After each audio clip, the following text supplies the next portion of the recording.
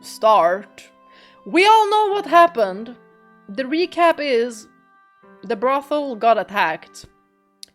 And we don't know where Morgana is through Jacopo's POV. So let's go! Oh my gosh, this melody, you guys, I love it so much.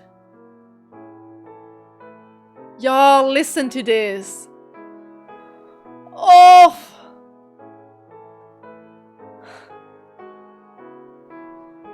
I could listen to this all day. I'm just imagining myself embroidering or like sewing something and just listening to this. Magical. Cloud and Sephiroth dance. Yeah, I love that one. Thank you for sharing that one, Kat. Lovely. Let's go. As the day drew nearer, it was all anyone in the slums seemed to be talking about. Though we did our best to encourage everyone to stay quiet so as to not alert the Lord, it was impossible to keep the excitement contained. And it wasn't long before word reached Maria's ears. She approached me, pale as a ghost, and attempted to talk me out of it. Gosh, she's so pretty. Speaking of short hair, she looks so freaking good in short hair. Like, Maria, you... Haven't you had enough danger for one life? Come on, forget about all this revolution stuff. Oh, she wanted him to back down. Also, I wanna save Maria's character a little bit. She really did do a disservice to Jacopo when she was encouraging him to express his feelings to Morgana. We all know why that was a very bad idea, because she's a freaking minor! But when we were playing as Michael in Door 8, and we spoke with Maria, and when you picked Nelly, because we picked all the choices, when you picked Nelly, she was not happy with him choosing her. She called him a pedo straight to his face. So, and that is after these events. So Maria learned something. She learned something. That's that. Now I'm gonna continue. Come on, forget about all this revolution stuff. We can build up a new brothel and just stay low for the rest of our days. Does that really sound so bad? You're the only friend I've got left, Jacopo. She was practically begging, which she almost never did. While I sympathized with her, Maria's desperation did nothing to try my resolve. And before long, the day was finally upon us. Hear me, my fellow citizens, who live in suffering at the hands of your supposed lord. Oh, here we go! Revolution time! Within me flows the blood of the previous lord. I am the rightful heir. Behold the Barnier's golden ring, proof that I am of noble birth. Victims of this terrible tyrant, the time has come to start anew, and I shall be the one to lead you down that path. The poor, the hungry, the deprived, all of you stand with me.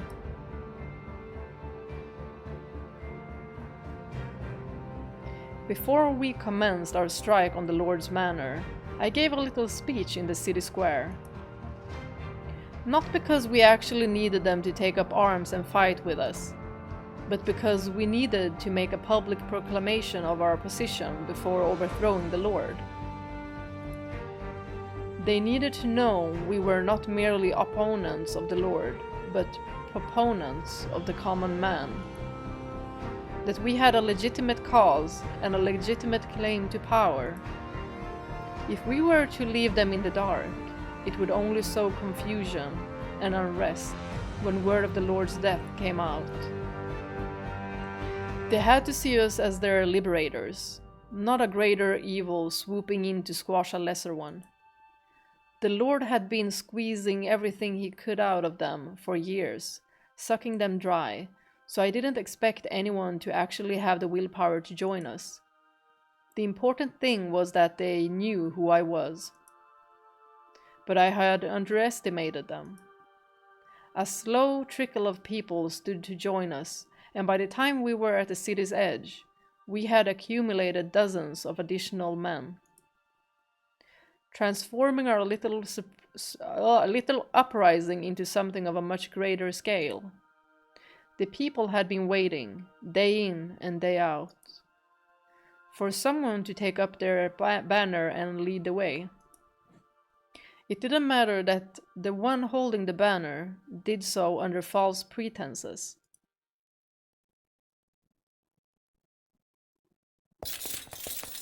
Intruders! We're under attack! Yeah! Get him! Oh! With the added support, our forces rendered the manor's defenses practically useless. Townsfolk flooded the property, overwhelming even fully armored soldiers. Farmers turned the tools of their trade into deadly weapons, plunging all manner of spiked implements into guards' necks. It didn't take long for the pungent stench of blood to fill the air. Panicked servants scrambled away from the chaos as quickly as they could manage. And I made my way through the corridors to the Great Hall, where the Lord presumably waited, Gratien at my side. Let's go! Let's bash his skull in! Yes! We're here to relieve you of your head, Lord! You're going down into the gutters! Have these savages removed from my property immediately. Yo, he looks so freaking scary! I can't with this guy. Yes, my lord. I guess I shouldn't be surprised defenses are heaviest here. Watch yourself, Gratien. You can shove that concern right back where it came from, kid. And it's even funnier because he's just 1 year older. But we all do this, right? We all do this. With someone who is 1 year younger, or 1 month younger, I'll be like, kid, sit your ass back. I ain't about to let a bunch of mooks do me in. No number of these pansy little fuckers is enough to take me down. Is there any situation capable of tempering that big mouth of yours? You can handle all the guards then. I'll take care of the Lord. You wanna take the prize all for yourself, eh, kid? Normally, I tell you to piss off. But I'll give you this one. It's what the people want besides. Thank you for understanding. But remember, if you screw this pooch, I'll make sure you're the laughingstock of the whole city. Don't worry, I will come back with his head. The fact that Barnier was still here suggested he knew he had nowhere safer to flee to. Unlike the slave revolt 3 years prior, we were entirely on the offensive this time. He didn't appear particularly perturbed about his predicament, though. He likely had little doubt he would make it through the day safely. I knew Barnier was skilled with a sword, and despite all Gratien's talk, the guards he kept by his side were hardly going to be third-rate. They would be the best of the best. Praying Gratien would be able to hold them off long enough, I weaved my way through the wall of armed men, marching straight for Lord Barnier. He slowly drew his sword, readying himself for combat. Well, imagine that. It's you again. I had assumed you had died off in a hole somewhere.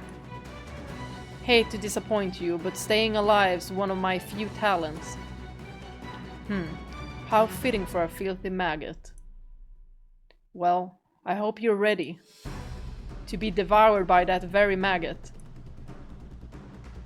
Yo, so cool! Look at this! Wow! They never fail! They never fail with these artworks. AI could never. AI could never. Such a unique style, I love it. So much movement. Incredible. It would seem your tongue has gotten rather sharp since we last met. Though I needn't remind you how this played out 3 years ago, do I? Your blade will never get anywhere near my head. Well, it's been 3 years! A lot can happen in 3 years. Let's go! I will, however, give you a good reminder of precisely how feeble and worthless you slum rats are. Within me flows the blood of the royal family, direct descendants of God himself, while your blood is made from the refuse of the earth. We are no more the same species as a worm is a wolf. Your very being in my presence is a slight of the highest order. I think you'll find our blood is much more similar than you think. When I take that ugly head off of your shoulders, we can both get a good look at how equally filthy your blood is to mine. I am not the boy I was 3 years ago. I'll drag you down from your throne on high and show you for the dregs of the earth you really are. You would dare insult me, cur? We traded strikes, going on offense and defense in roughly equal parts. Barnier was quick on his feet, and quicker with his blade. Y'all! I'm so frustrated that Barnier is good with the sword. Like, it looks like the man hasn't slept a day in his life. But instead, he's been training. Probably a vampire too, I mean, look at him. Look at the teeth. Look at his teeth. We're about to slay a vampire. When I attacked, he swayed effortlessly out of its path, like a stalk of wheat in the wind. And when he attacked, he was like a typhoon. He had a prowess that could never be overcome with brute strength. However, I had not spent the last 3 years idle. While I could hardly imitate the refined swordsmanship of a trained nobleman, I had a much better grasp on how and when to most effectively put my weight into a swing, how to maintain the ideal amount of distance between us. And there was one other key difference. I had no intention of running. Either I would take off his head, or I would end up a bloody heap on the floor. There was no other way this battle could end. Think about what you're doing, Slumrat. About who you're pointing that blade at. An attack on me is an attack on God. Boy, sit your ass down. It is an act of unspeakable sacrilege. Ha! Little late to take the moral high ground. You, that afraid of dying? Then put your tail between your legs and start running. You insolent. I am the rightful heir of the Barnier family. The blood of the kings of old flows in my veins. And I am the ultimate ruler of this land and my people. I would never condescend to turn my back to a worthless rat. Well, don't say I didn't give you the choice. That just means we'll keep on doing this until one of us is dead! Every swing, every step, every slight shift of balance had a little more weight than the last. Oh my god, look at this! Wow. But unlike last time, where the pressure had only served to light a fire under me, it was now building up inside me, growing, taking form. I could now perfectly trace the path of his blade dancing through the air. Back then, the only advantage I had over Barnier was physical strength and pluck, but things were very different now. He was agile, but I could keep up with him. No, I was beginning to overtake him. Ha! Allow me to borrow your words, if you would. Perhaps you should save the snide yapping for when you have the skill to back it up. Don't get cocky, you insignificant rat. You treacherous cur! The Lord swung down at me with all his strength, but I managed to parry the strike with little trouble. In that moment, I had undeniable power. Power. That's right. I wasn't powerless. And I could never let myself be powerless again. Y'all, the way this man is clinging to power like it is his very soul. Like, of course he betrayed Morgana. His love for power was so strong. And I can understand it to some degree. To some degree, like being so powerless and helpless and then having this surge of power over you and you just feel like you never want to lose it again. I can somehow like feel what he's feeling at this very moment. And him being afraid to fall down again. Ever. And if I couldn't manage that, then I deserved to rot here as the weak, worthless man I was.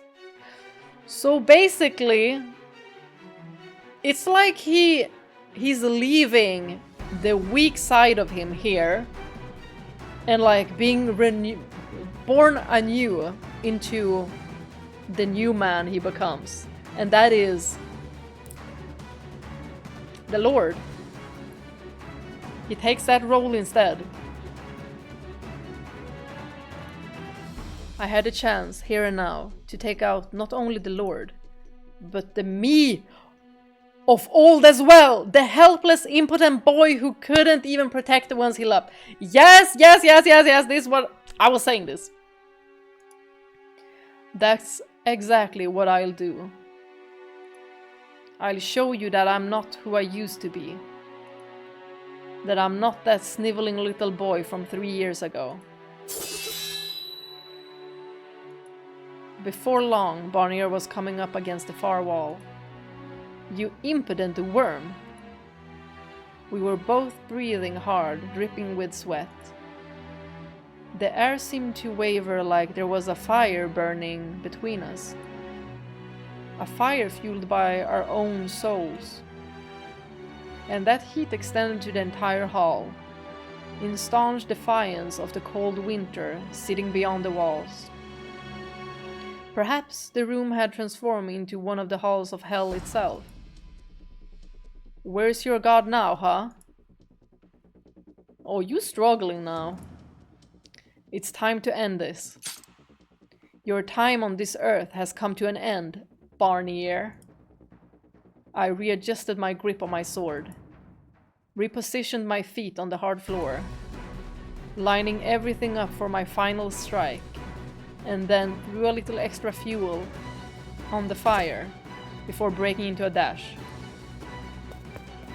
However, wait!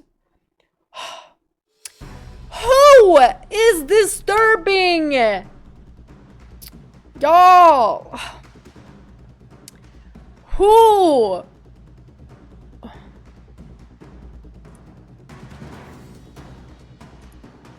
Ah! What? What? What the heck are you doing here?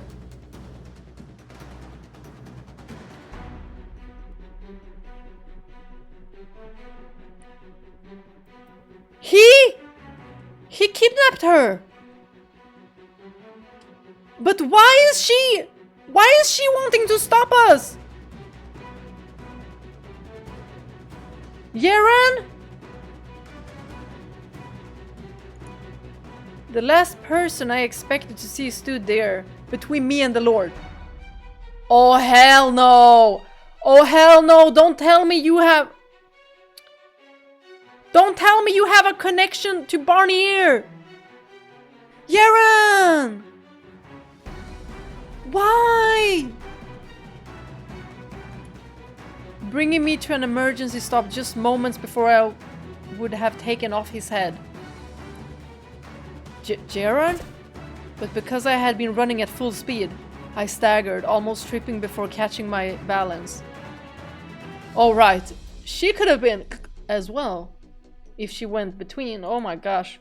She reached out, placing her hands on my shoulder, pleading at me with eyes the color of early spring leaves. Girl, what are you pleading for? Yeah, I need the backstory to this. I need the backstory.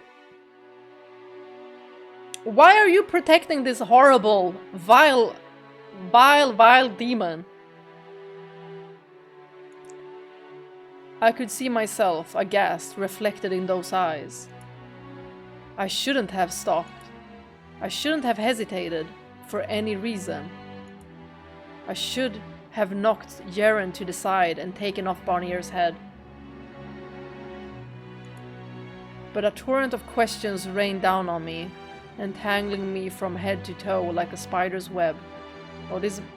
Ceren, you better have something very, very important to say, and not, no, it's because I have some kind of a bond with this guy. No. It better be because, you know, otherwise all of these slaves might die and... Ugh, I have a bad feeling. Why? How? What was Ceren doing here? Why did she ask me to stop? Why was she standing between me and Barnier? Oh my gosh, Jacopo, don't think about this right now. He about to backstab you real quick. No.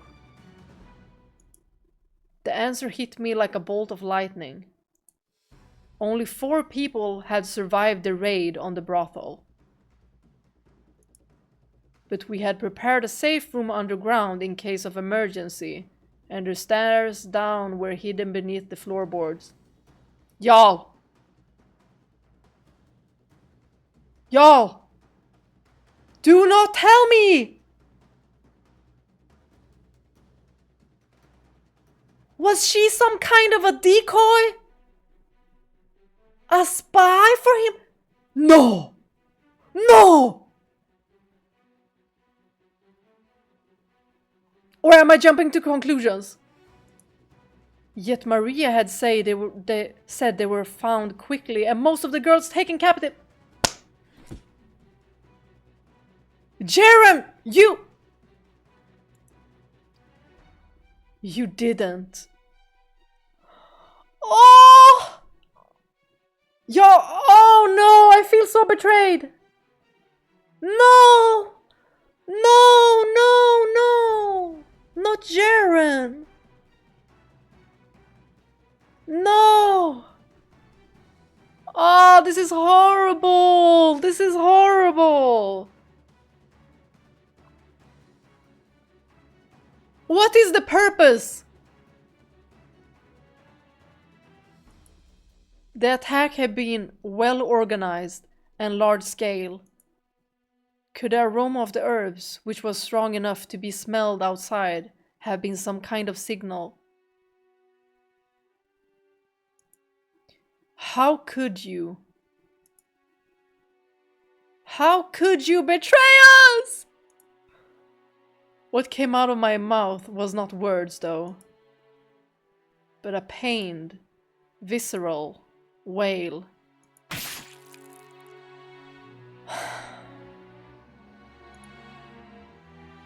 But overpowering everything else I felt was paralyzing shock. Ah, we just heard somebody get stabbed. No!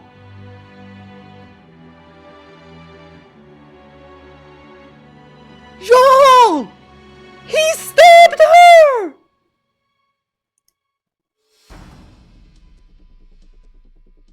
Oh my gosh! I don't know how he could have manipulated her into...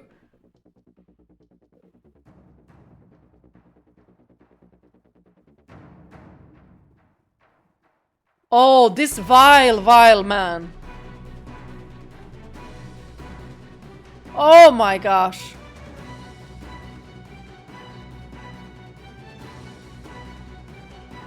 Oh, will we not know the whole story now? From Ceren's perspective? Oh my gosh. Ugh. This takes me back to door 2. Although I don't know what their relationship is. Oh my gosh, and you can see how freaking vile he looks!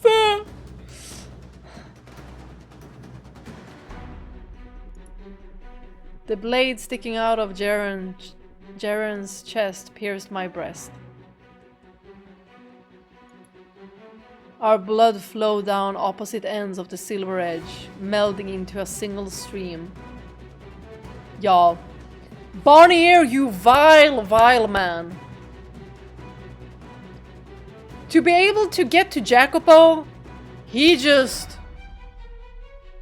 stuck his blade through her to get to him. Like, how evil is that? Yeah, who is this puppet master? I had completely lost any sense of what was happening, left only with crushing bewilderment. Oh, y'all, I hate this man so much! Barnier let out a deep bellowing laugh from behind Ceren. The sound resonated through the blade in his hand. I could literally feel him mocking me from inside my body. What? Why? How could you do that, Ceren? No. How could you, Barnier? Ceren had double-crossed us. As much as I didn't want to believe it, I no longer had much of a choice. She had claimed she thought of us like family, when in reality she was colluding with the Lord. Oh. She was the one who had brought ruin upon the brothel. I couldn't reconcile what I saw with what I thought I knew. No. Sure, Ceren is an extension of the betrayal, but the one pulling the strings is Barnier. But man, I do feel betrayed. What did he have on you? And why did you try to protect this vile man?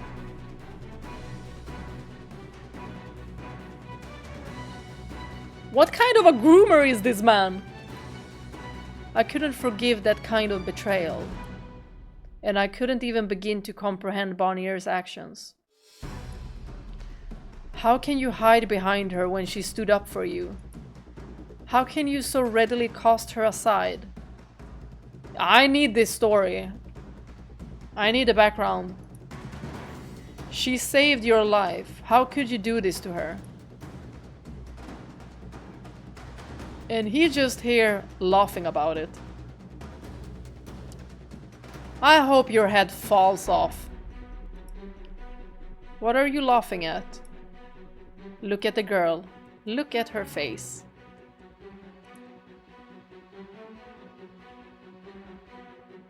What the? Ceren! Why are you smiling? Are you on some drugs or what? What? Why was Ceren?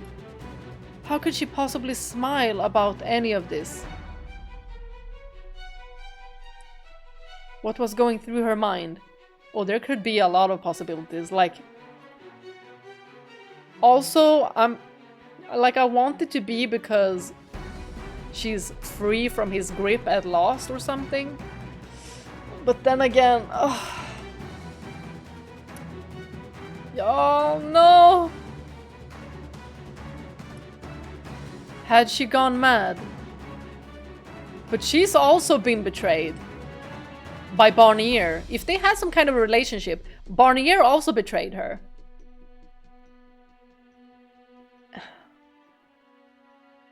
I feel like she's been heavily manipulated by this man.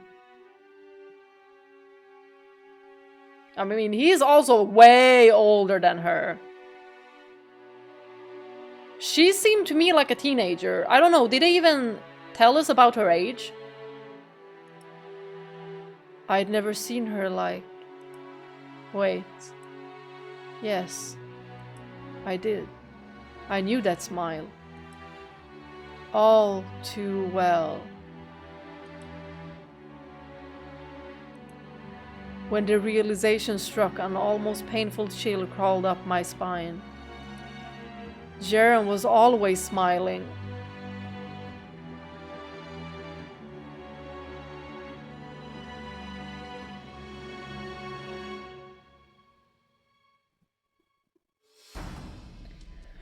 Y'all, we need to kill this bastard.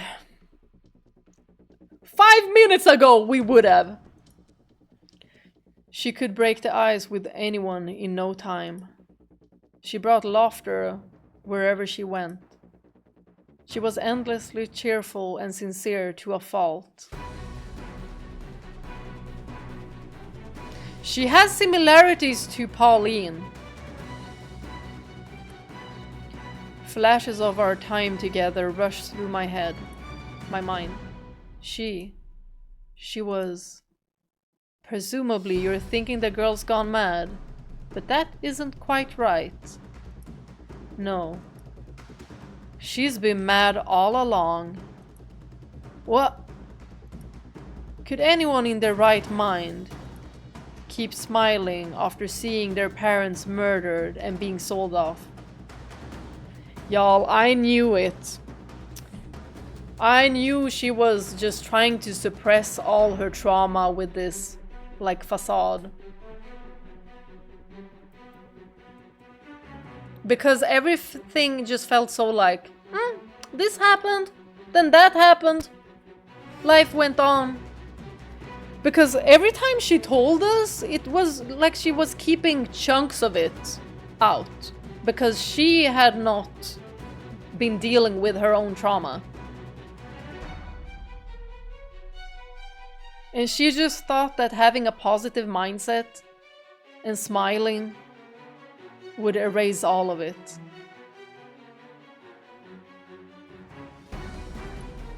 Could anyone in their right mind genuinely believe they don't have a sorrow in the world? Could anyone in their right mind be smiling with a sword sticking out of their chest? I can't. The girl's immalleable mirth is but a different shade of madness. If she weren't mad, she wouldn't be smiling.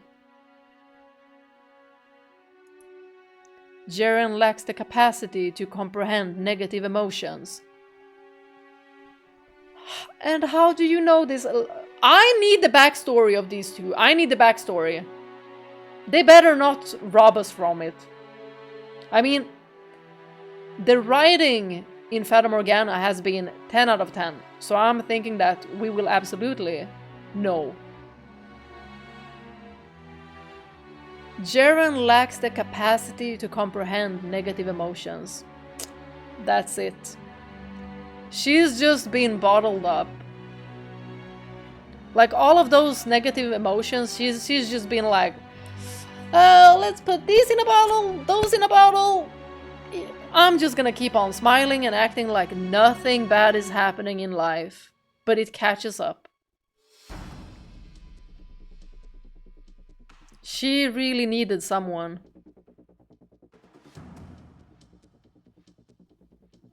But everyone just saw her as this smiling, positive girl. Like she can get through anything. They didn't stop to consider that she might be hiding something underneath all of that. And I mean, a lot of people do this. A lot of people do this. That can't be. She's compassionate, empathic. There's no way she doesn't understand those emotions. It's called good old-fashioned hard work. She pretends to show compassion, despite the fact that others' pain is incomprehensible to her. He's talking about her as if she's a psychopath. No, I refuse. You can't tell me there haven't been moments where you've seen the seams in her act. In one of our conversations, I had asked Ceren, have you never felt like you got the short end of the stick? To which she had responded, I don't even know what the stick looks like.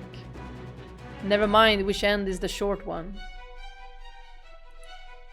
While I had assumed she'd either moved on or her threshold for happiness was on the low side, the scale she weighed it on was outright broken. To tell you the truth, I'm rather fond of the girl. Yes, we can see that, because this was her purpose for you. After all, I am a madman myself. I wanted to shut out his words, to act like it was all crazy blather, like I didn't see any truth in it. But all the proof I needed was staring right at me.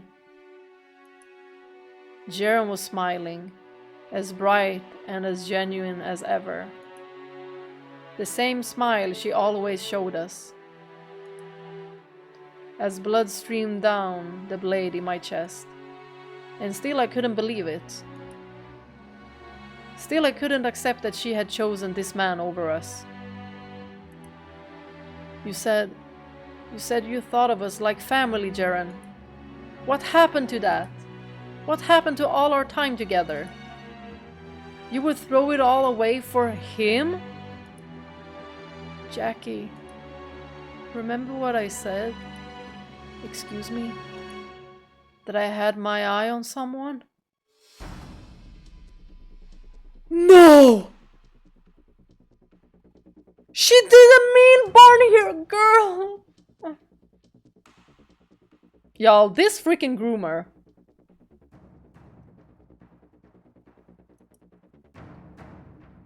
And... does she mean Barnier? I freaking... oh! I love you, Jackie, and everyone else at the brothel. But there's someone I love even more.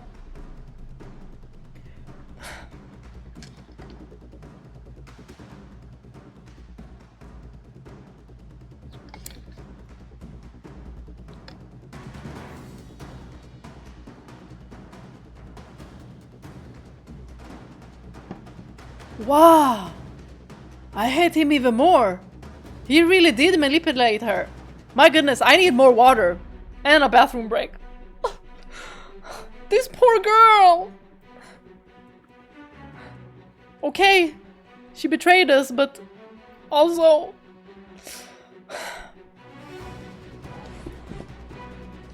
There's a lot to unpack here. We need a backstory.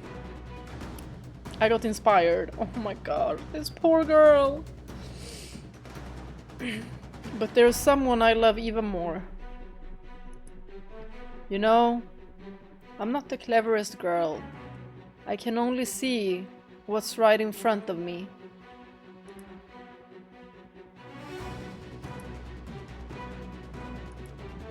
How impossibly idiotic could I be? She never had an eye for me.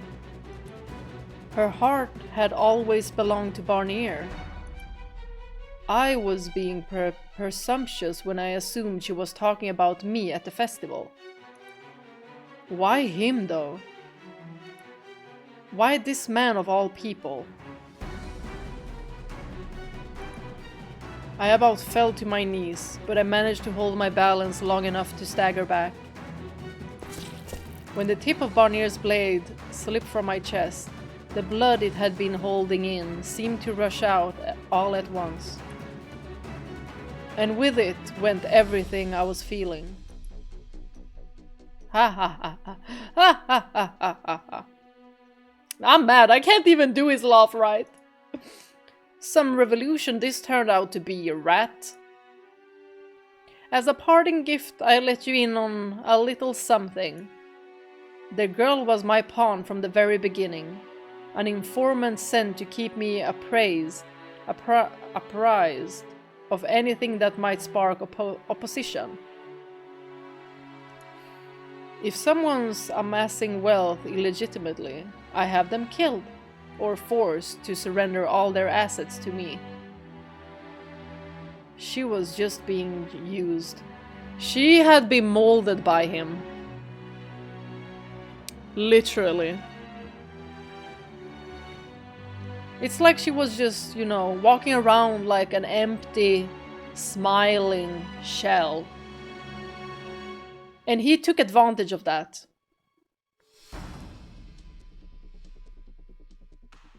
Yes, Nuno, Boris is still doing very good. So thank you for asking. He's doing great. If someone says something disagreeable about me, I have them hanged. That scheming wench, Ginevra, was it? Is probably at the bottom of a river by now. But, it would seem I failed to keep everything under control, seeing as you're still breathing and dragging a pack of mindless peasants around with you. That's only a minor inconvenience, though. All I have to do is take off your head. And then, without their leader, they'll regress back to the ignorant swine they are. Now it's time we put this ludicrous revolution to rest. Barnier shifted backwards slightly, making to pull the sword from Ceren's chest. Jacopo, you have to do it now.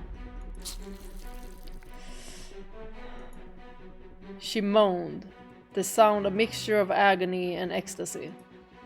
I thought I could hear the flesh ripping as the blade passed through it. I should have been readying myself to fight again, to brandish my sword and take this bastard's head, but I couldn't move an inch.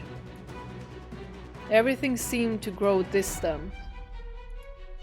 My spirit was on the verge of collapse. The fire that had blazed within me had been snuffed out in an instant. And it's like... this... just how they detailed this, how they told us about this, is almost a little bit similar to how Ceren is. Like, Jacopo also being like in this prison of his own mind. But the only way he can actually get away is to leave that part of him there.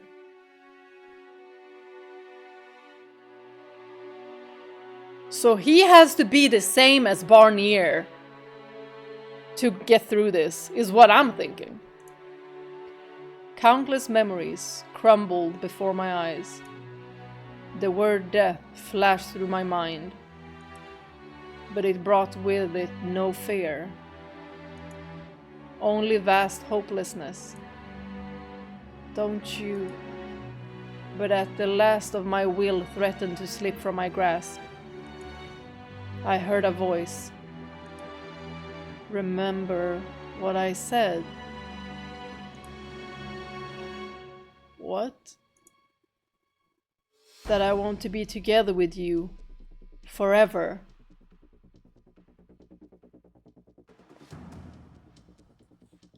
It's like Ceren is telling Jacopo to just cut right through her to get to Barnier. Am I the only one thinking that? It's not like she's just gonna pull out a knife and be like, boop! Although I wish, but I think it's gonna be Jacopo. Might be... Oh!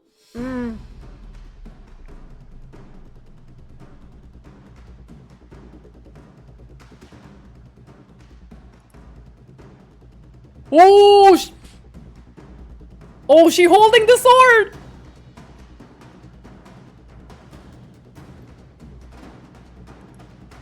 What do you think you're doing? Jacopo, now is the chance. But how can... He's not gonna get both their heads, is he? Let go of the sword, Ceren. Lucidity came rushing back to me. And a split second later, I understood what she meant, what she wanted.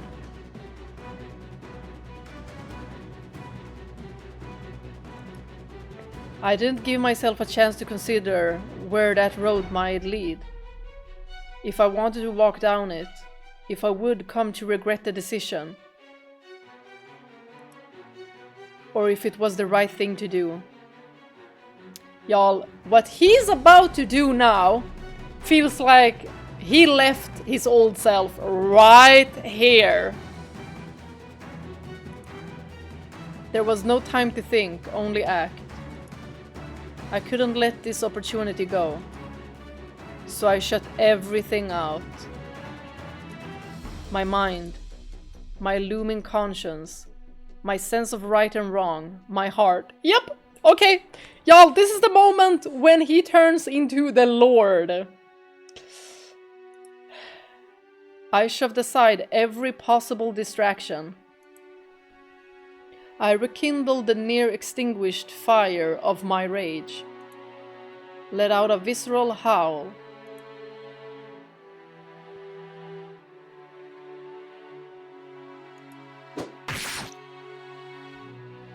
Both of them. And swung. Y'all!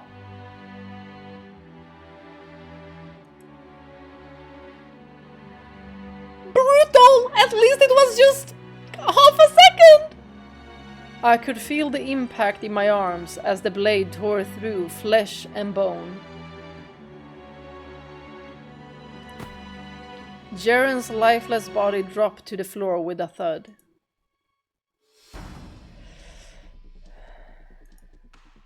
And the tip of my blade ripped a gash in Barnier's throat.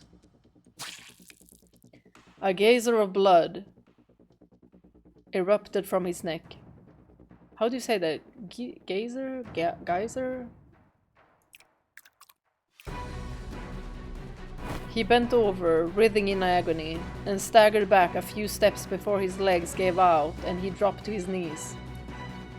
His eyes were opened wide, wider than I thought possible, and he brought both hands up to his throat to stem the flow of blood.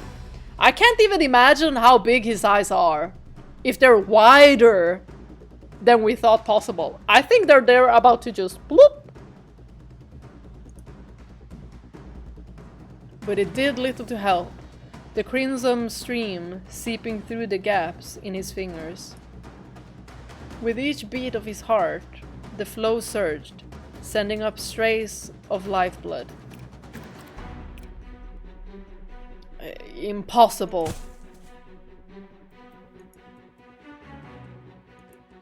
I was right. Noble blood and peasant blood all looked the same. Grunting and groaning, Barnier pawed at the floor, evidently still convinced he could scamper off and escape somehow. He left behind a trail of blood as he crawled. Oh, you're not going nowhere! Stomp this bitch!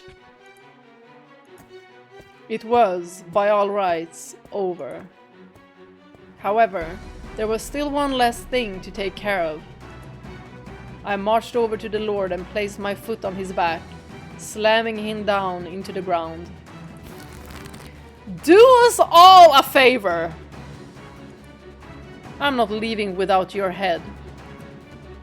And I owe it to Ceren to reunite you. Wait! If you kill me, the neighboring counts are sure to intervene, before you even realize what's happening. Well, that explains why they tried to assassinate him, like everyone, but worth it. Put down the sword and I'll spare you. Oh, you are not in the position! You'll spare me? Ah! Okay, we vibing. You're in no position to be sparing anyone. Like, am I secretly a writer for this game? Well, did I secretly, like, do I have like a twinning mind with someone? You're either a fool or a hopeless optimist. You're not a lord anymore. You have no power. You're just a sick worm. Bye-bye. And the counts? They won't be an issue. I'll be taking over for you after all. Ha! Is that so? Ha! Ha ha ha ha! And how are you planning to do that? You're a peasant! What does it matter? You just need to dress fancy. Ginevra entrusted me with a ring that bears the Barnier family crest. Oh, that too. I'll use that to make myself out to be the successor to the royal family. And what will you do? Was you faked your nobility? You have no experience, not the faintest idea how to be a lord. Oh, he has trained all right. I'm sure I'll govern better than you ever did. Bah! Yeah, you're out of your mind. A peasant like you couldn't govern an empty plot of a land. Not that being a noble makes one any more qualified, as you've more than clearly demonstrated. Off with his head! I'll take your seat, and then I'll take the world. Oh! Oh! Jacopo! Jacopo! I mean, we can stop somewhere, you know. You don't need to be that power hungry. Because we know where it takes you. Ludicrous. Think very hard about this, boy. Killing me will be a mistake you can never fix. Put down the sword. Does death frighten you so much you would deign to beg for your life, Lord? Like I said before we began, though, the only way this ends is with one of us dead. I pressed my sword against Barnier's nape, then leaned into it hard. We better see his head rolling. If we had to see Ceren... The blade sank into his flesh, the gash spreading like a crack in glass.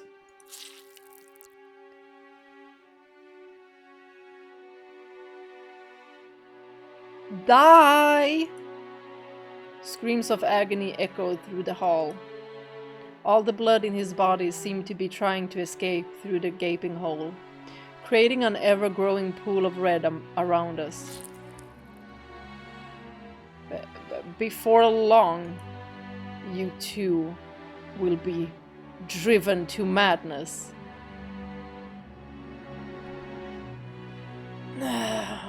I mean, he ain't wrong. Excuse me. By the time you figure out what it means to be a lord, you won't be the kind-hearted friend of the people anymore. Living this life, having no one you can trust, it'll eat away at you, and then you will... Enough. That is... Not because that is the truth, that is the future! Enough. You'll be your own executioner. Enough! Why are we letting him laugh? Why are we even letting him laugh? I'll be waiting for you.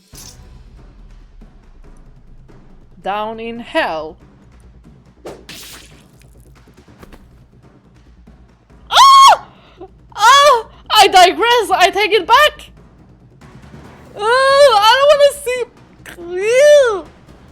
Ugh, it looks so nasty! Here, every guard and every rebel, I have here the Lord's head, taken by my own hands. You have no reason to fight any longer.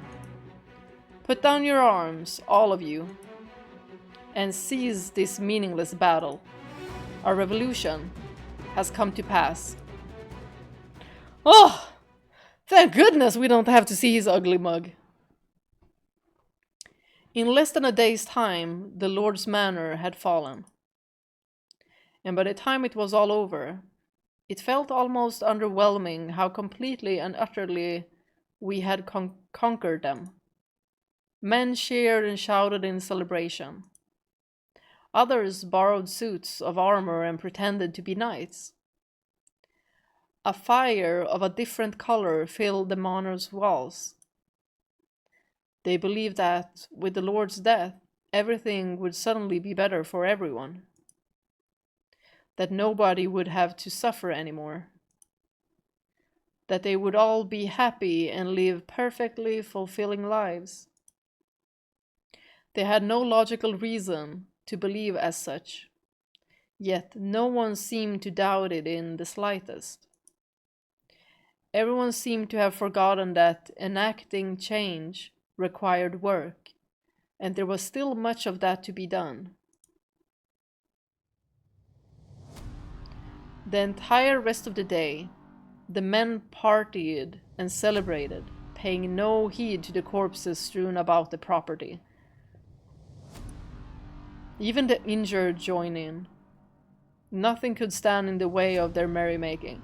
Y'all, I would be like, I want to go home and just sleep. But they out here partying. They raised goblets to my great accomplishments, and I smiled along. Though their fiery passion could not penetrate the cold bubble that had formed around me. It's like what Giselle explained. Like she was in a cocoon, you know?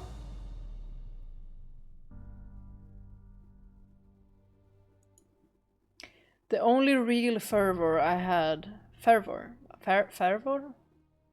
felt all day was a while I crossed the swords with Barnier.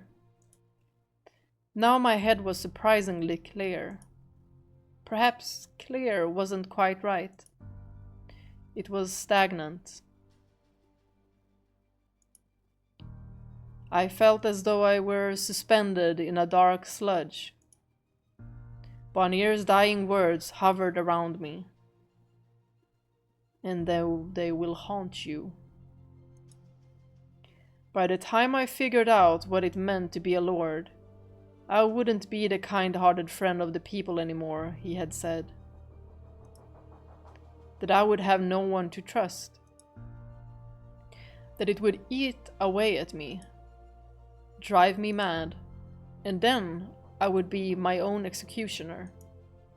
Again and again, I tried to tell myself that I wasn't like him, that I wouldn't end up like him. But his voice, his curse, refused to leave me. Y'all, he's being cursed by 3 people now. That one, Morgana, that one dead end with Giselle, and now Barnier. No one has gotten this cursed. Images of his decapitated head flashed through my mind. I couldn't shake the feeling that one day, that would eventually be my head.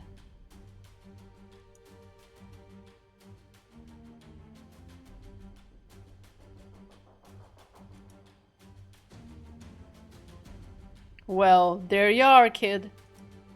Been wondering where you ran off to. Oh, Gratien. How goes it? That sure ain't the face of a man who just pulled off a goddamn revolution. Your wound hurting? I've got something that can make the pain go away, if you want some. Alcohol? Ah, there we go. Here she is. Take one of these leaves and grind it up at the back of your mouth. You should start tingling right at the back of your head in no time. And then all the pain's gone, like it was never there. What is this? What kind of leaf is this? Is it some kind of natural drug? It's some pretty great shit. If you don't mind getting a little loopy for a bit anyway.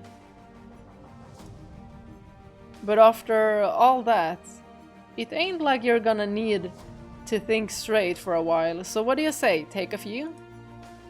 I think I'll pass. It does hurt, but I can handle it. Then why the long face? You're a hero now. People are gonna be looking up to you. And that ain't a great look. What's with the big rock? I don't remember seeing this here before. Please don't touch it. Oh, he made a grave? Is that it? It's Ceren's gravestone. Oh. Ah, so that's what's got you down in the dumps, huh? I mean, I get it. I sure as hell didn't see that one coming either. Talk about a shocker. Sweet little thing like her in bed with the Lord. Women can be fucking scary creatures at times. Same to y'all! I don't even want to think about what kind of shit she was scheming while she got all chummy with us. It's not really that black and white, I can guarantee. There was no mask, no facade, no scheming. She was always just being herself. You out of your mind, kid. She played us for months, not the tiniest hint. If that ain't a facade, I don't know what is. She never believed herself to be lying to us. Assuming Ceren genuinely didn't grasp the concept of sadness or fear, that she was incapable of experiencing negative emotions, then it does kind of add up. She loved the Lord, while also enjoying her time with us. And two things can be true at once. One thing does not cancel out the other. To her, they weren't mutually exclusive. To her, feeling both was not wrong. Well, it looks like you're a lot better at arithmetic than me. Cause that don't come close to adding up in my head. Or maybe You just don't want to accept that it was all a big fat lie. Definitely more complex than that. But we need more backstory! Perhaps. I'm not Ceren, and I don't know what she had with the Lord, so all I can do is speculate. And perhaps I do merely want to believe that she was part of the family. Gratien, could I ask you to keep this from Maria and the other girls? Yeah, sure. Regardless of what Ceren's actual feelings were, I don't see any reason to sully their memory. That's rather honorable. Fair enough, I guess. Not like the dead can make their own case, so the least we can do for the ones they left behind is not taint their memory. Lest someone knows how to bring him back, that is. Like some kind of a rebirth? Indeed. Yeah, sure, everything's good, kid. What are you so concerned about? I mean, this is yours now. When we leave, you'll be staying here.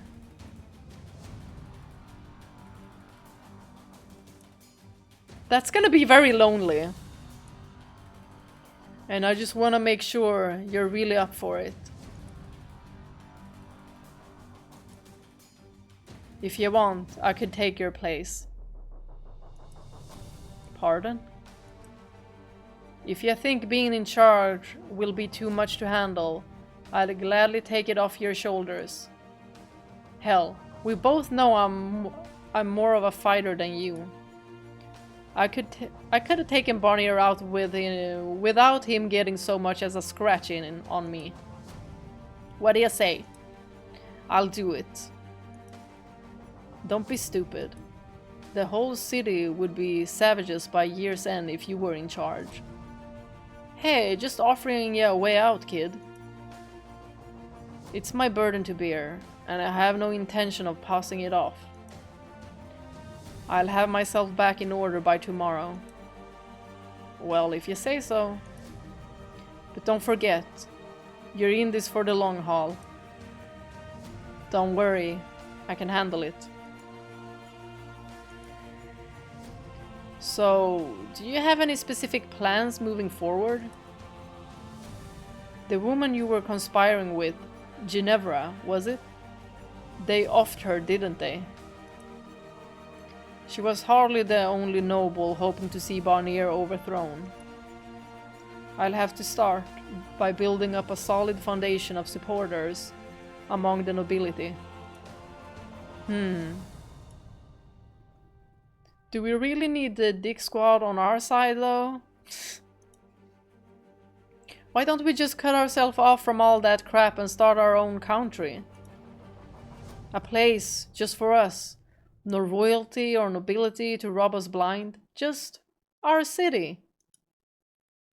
That would be ideal, but unfortunately, it isn't quite so simple. We can't just overthrow the Lord, take over the city, and build a big wall around the borders. Without a clear, legitimate transfer of power, the neighboring counts will undoubtedly intervene. So we fight back. What's the problem? Our little band of peasants was only able to take down the Lord because we had the element of surprise. But what happens when a trained, organized army marches on our borders? Then it's a different story. You don't need me to answer that for you.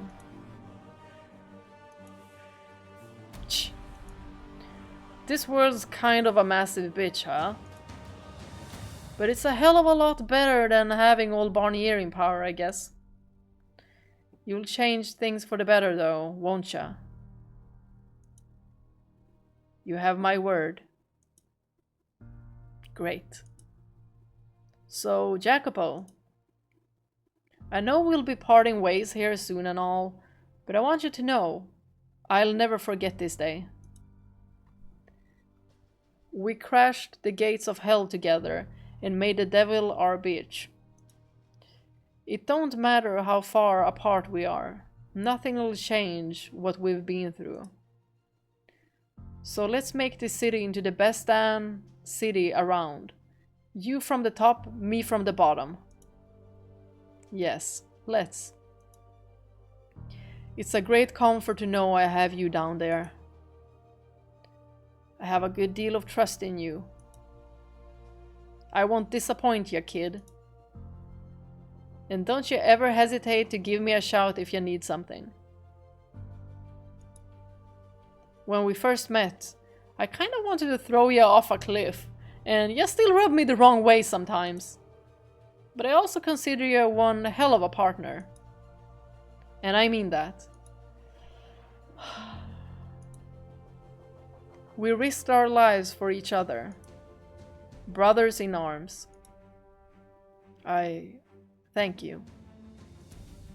I too consider you a good comrade. You and the rest of the gang. Ahaha! I was beginning to think you'd never come out and say it. Now remember, kid, don't you let us down with this, or you'll be hearing from us. Capiche? I know you can do it. I won't let you down.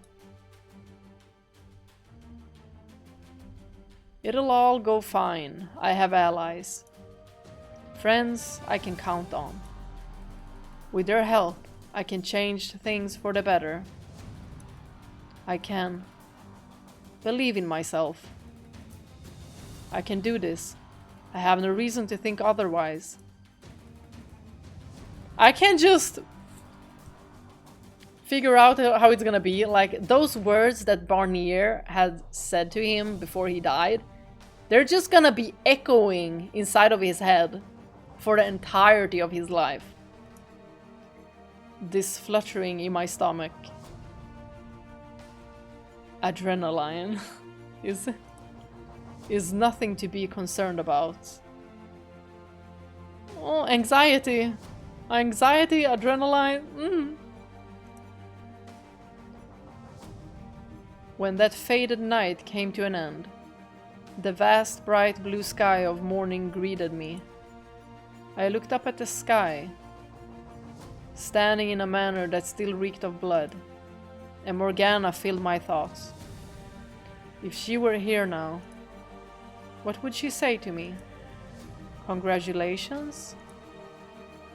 It was so unlikely I let out a little laugh.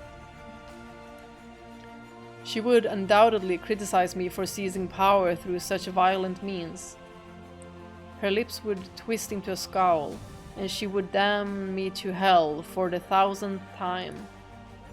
She would tell me what I had done was extremely foolish, but perhaps she would also express some concern about my injuries.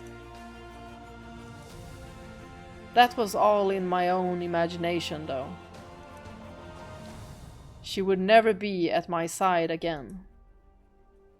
We would never look up at the same sky again. I would never hear her sing again. My old life was gone, a relic of the past. It would never be the same again. Not without the girl I loved being a part of it.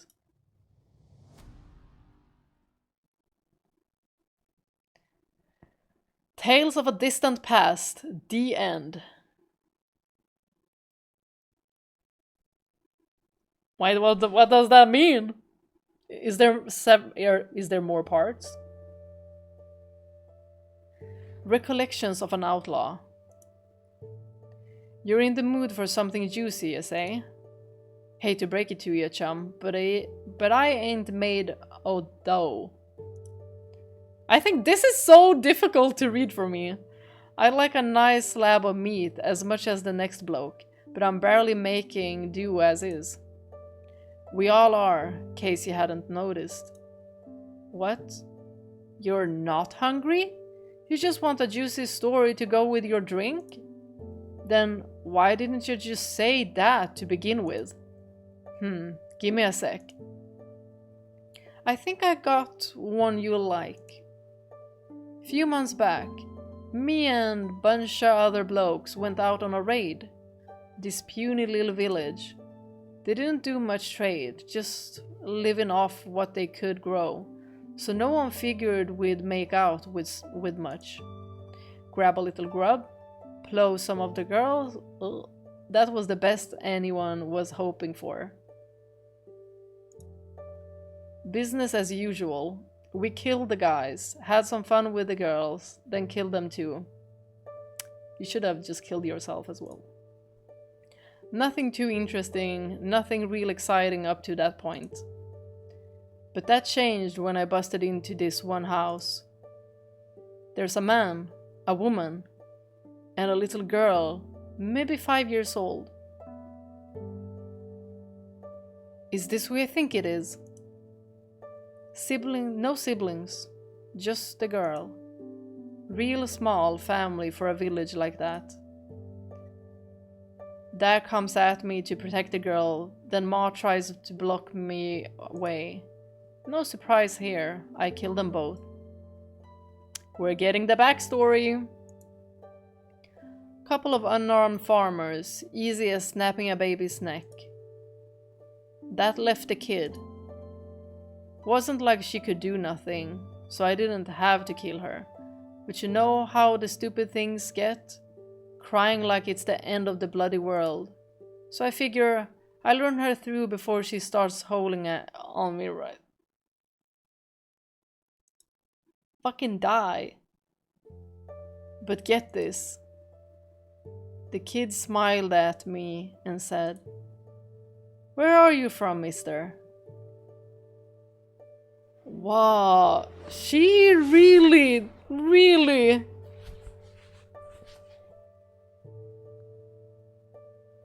This is interesting.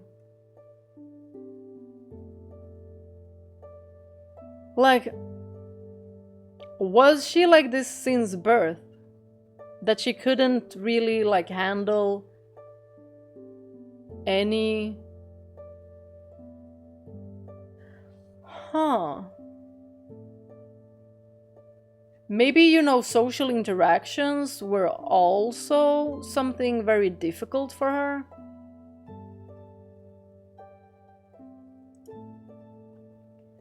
Couldn't believe me ears.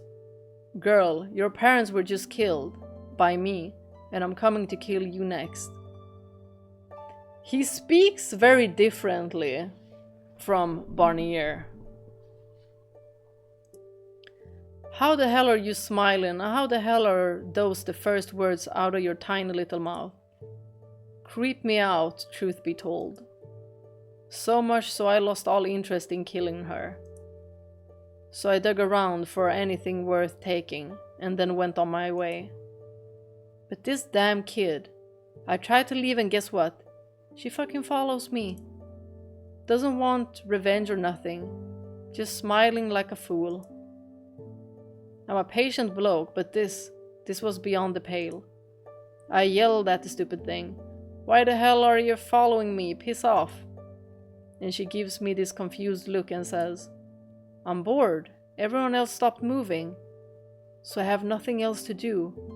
But you're still moving, mister." Oh, my poor little baby! Oh my gosh! My damn head was spinning. She was maybe 5, yeah? I could understand her being a little stupid, but she should have known right from wrong enough to know to be scared of me. You'd have to be out of your mind to come trotting after the bastard who just offed your parents. And I'm pretty sure that's exactly what her problem was. She wasn't right in the head. I tried to get her to piss off, but she wasn't hearing it. The other guys started talking. Maybe we should just neck her, right? Then one guy says with a big smile, "What say we take bets on what it'll take to make the kitty cry?" So we did just that. We started placing bets. Give her a good yell and she'll cry. Knock her around some, that'll do it. I say yank out a tooth or two. Rip off her nails one by one. Y'all, I want them all dead! And finally... Oh!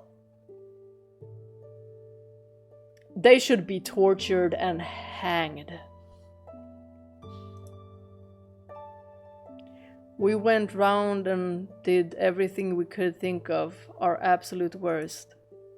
Not like we ever pretended to be good people, but it ain't every day you see a bunch of grown men taking turns knocking the hell out of a 5-year-old girl. Whoa! I need to know! I need to know who these 5 men are!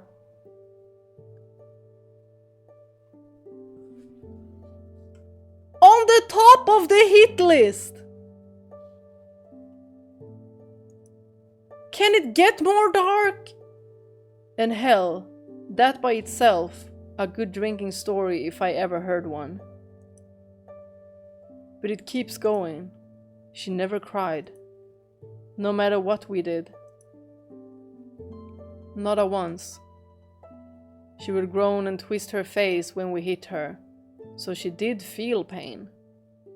But even that was only for a second. After that, she'd be back to smiling like an idiot. Tell you the truth, she seriously creeped me the fuck out. I wanted to just end it there and forget all about her. But the rest of the guys, they took a liking to her.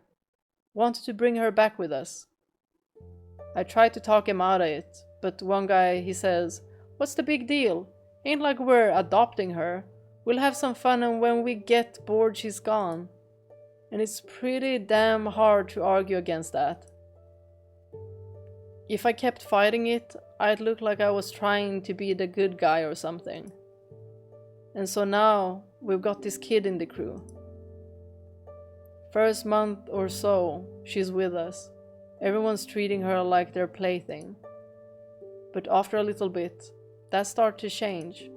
They start being kinda nice to her. Giving her extra food. Letting her join in on conversations. That sort of thing. She still creeped me out, sure. The way she never stopped smiling. But she wasn't ugly or nothing. Could be kinda cute even. When she started talking with us more, I realized something. None of us knew this damn kid's name. So I asked her, and get this. She says, "I'm me."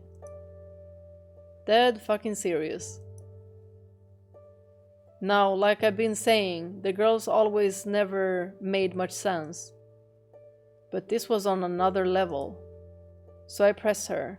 "No, what's your name?" But she just tilts her head and says the same thing. "I'm me." "So you're saying your name is me?" I ask. And she gives me this big fat grin and nods her head. Who the hell names their kid me? Her parents seem like reasonable enough folks. They at least cared enough to try and protect her from me. They just run out of ideas trying to come up with a name for her or what? That doesn't really seem right. I mean, she was also 5. What the heck? As I'm thinking to myself, I see there's something sewn into the bottom of her shirt. It looked like writing, but I can't read for shit, so I call over the only educated guy in the crew and have him look at it. Wouldn't have thought that any one of these would be educated, but okay. Turns out, it was a name. Ceren. "Your name ain't me, it's Ceren," I say. And she lights up like a fucking village we just got through with. "Really? My name's Ceren? Maybe those... Oh! Maybe those clothes were for a Ceren. But that Ceren might have died. So maybe she was stolen from another family.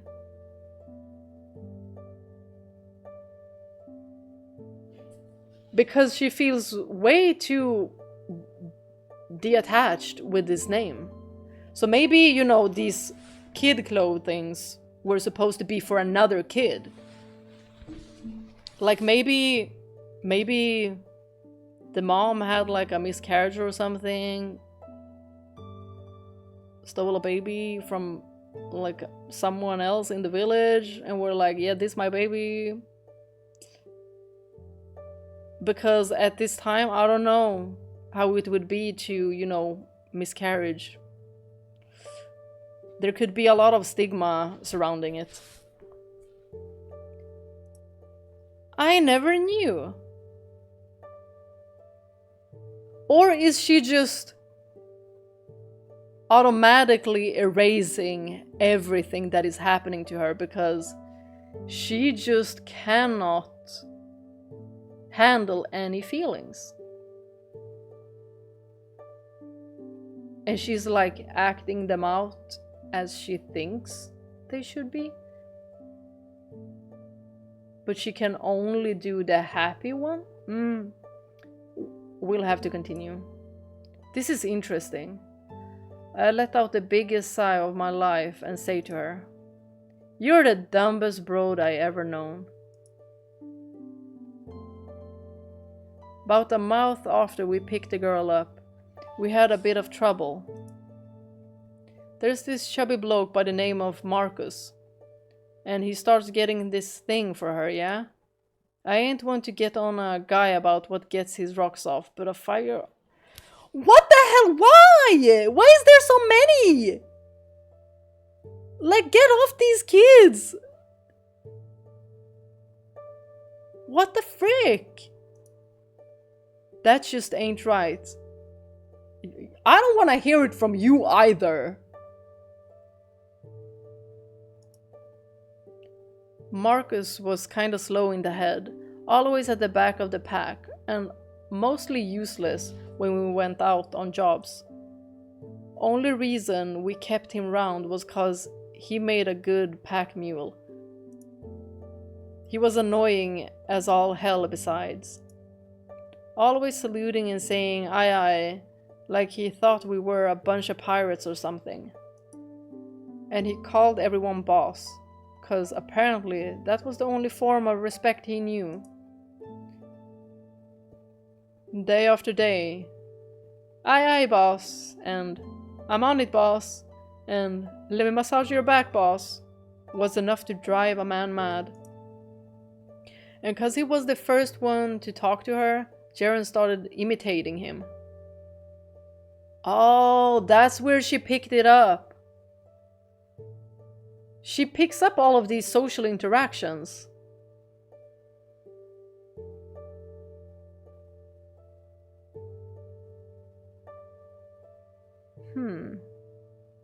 This could be a mix.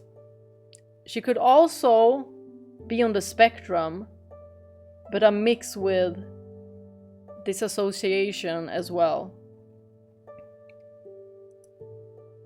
So now we got two buffoons running around talking like that. Obnoxious as it was, though.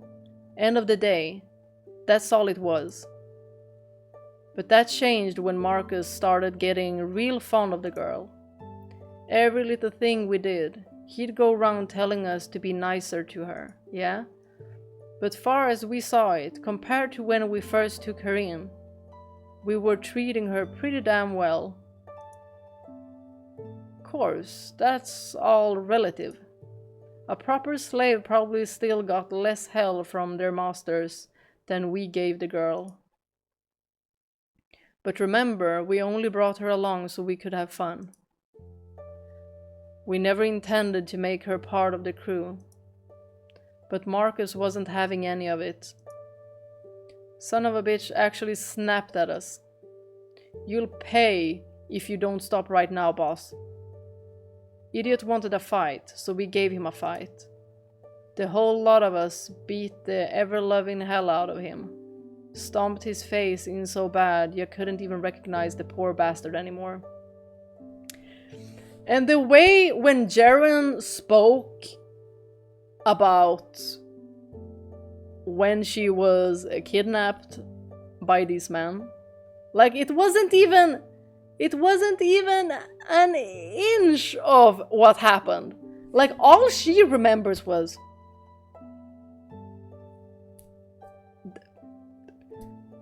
that they didn't do these kind of things, these horrible things. She had just like created this other scenario that just wasn't the case. Well, I'm getting chills. This poor girl. There's so many horrible people in this story. So many horrible. But that wasn't enough for him. His face a big bloody mess, Marcus said. I won't let you lay another finger on Ceren, boss. Tell you the truth, I didn't think he had the sack. Then Ceren comes trotting in. Seems she heard the ruckus and wanted to see what was up. Marcus' eyes went wide and yelled, "Stay back!" But the girl, she just stood there, same old stupid smile on her face. Seeing her come in, one of the other guys smirk, plops his arms down on Marcus's back and holds a knife up against his neck and says, "Hey Ceren, you like Marcus?" And with a big grin she answers, "Aye, boss." Through the swollen, bruised up mess his face was, you could just barely make out Marcus smiling. Next, the guy on his back says, "Then would it make you sad if we roughed him up a bit more?" "What do you mean rough him up?" "Cut off his fingers, scoop out his eyes, you know, have a little fun." "Fun is fun. Why would that make me sad?" Oh my gosh. She doesn't understand. You hear that? I ain't making this up. Wow, the complexity of her character. I never would have guessed. The girl's still standing there, smiling, and Marcus, he goes pale as a ghost. And he did it. He cut off his fingers. Ceren's still smiling. He gouged out his eyes, still smiling. And finally, he slit Marcus' throat. Even as the blood's spraying right into her face, she never once stopped smiling. I need to research this condition more because this is heavy. Just before he kicked off, Marcus looked like he was thrown into the deepest, darkest pits of despair. I've seen the hope drained from God knows how many men's eyes, but that was on a whole nother level. And as you can imagine, I wasn't the only one Ceren creeped out anymore. Everyone felt the same way. She was so messed up, we all thought we might start turning into her if we kept her around any longer. So next city we land in, we sell Ceren off. And we all lived happily ever after, minus one twisted little girl. What do you think? Juicy enough for you? You feel sick? I don't feel sick at Ceren. I feel sick of all of you. All of you men in this story. Sorry about that, chum. I thought you had a stronger stomach. I do wonder what Ceren's up to these days. She's still smiling like an idiot, or...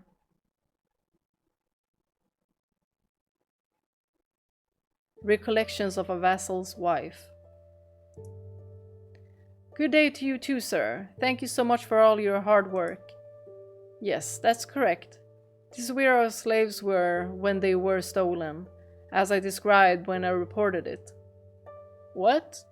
The number of stolen slaves I gave you doesn't match the number you heard from other sources? Ah.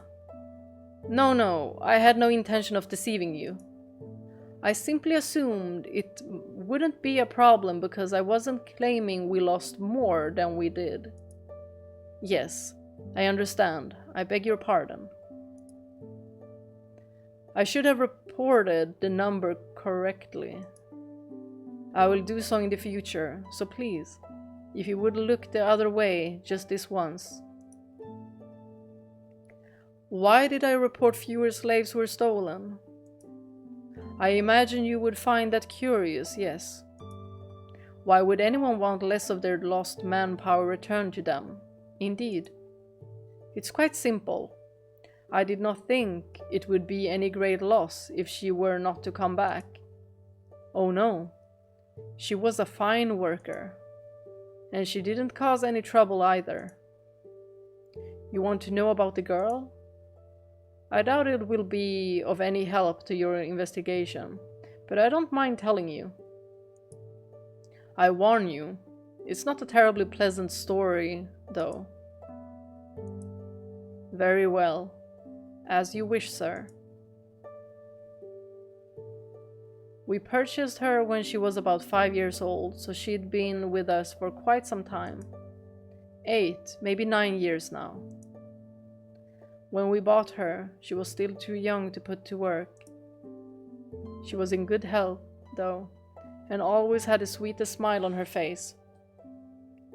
So I had little doubt she would do as she was told. Slaves tend to be so gloomy and depressing, you know. Not that I don't understand, but unlike many, we try not to mistreat our slaves. As long as they do their work, they have nothing to worry about. The best slaves, I think, are the ones who aren't so dreary as to be infectious and make us feel guilty. Mm-hmm.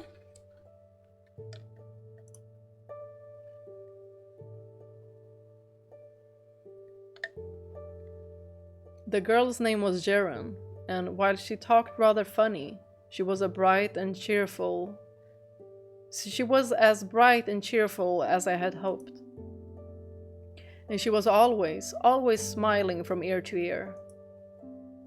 For a while, it felt like we had a brand new member of our family.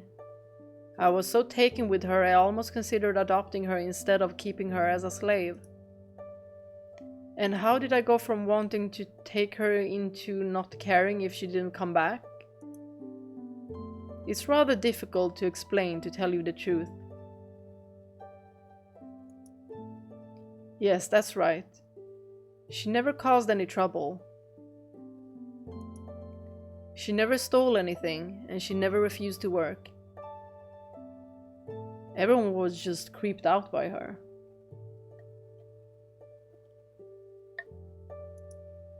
She never cried, and she never got upset. No matter what happened, she always did her work with a smile on her face. Y'all, it's so sad. It's so sad. Because she never, ever got help. No one ever understood her. They just assumed that she was creepy and dumb.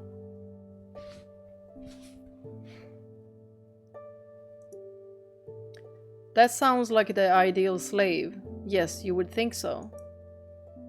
And I have no complaints regarding her work. Neither did my husband nor our servants. I imagine I'm the only one who would be happy to never see her again. I started thinking the girl peculiar about 2 years after we purchased her. Right around that time, one of our other slaves attempted to run away. Yes, that's right. As I said, we have never once mistreated our slaves. Other slave owners could learn a thing or two from us, I say. Maybe, she learned some things. And, maybe something happened to the slave that attempted to run away because they were surprised that a slave would run away because they treated them well. Maybe Ceren was like, fun is fun! Chop chop! We tell all our slaves when we buy them that they will be set free as soon as they've worked enough to pay back what we paid for them. So he had only 10 years, and 10 he would have been free.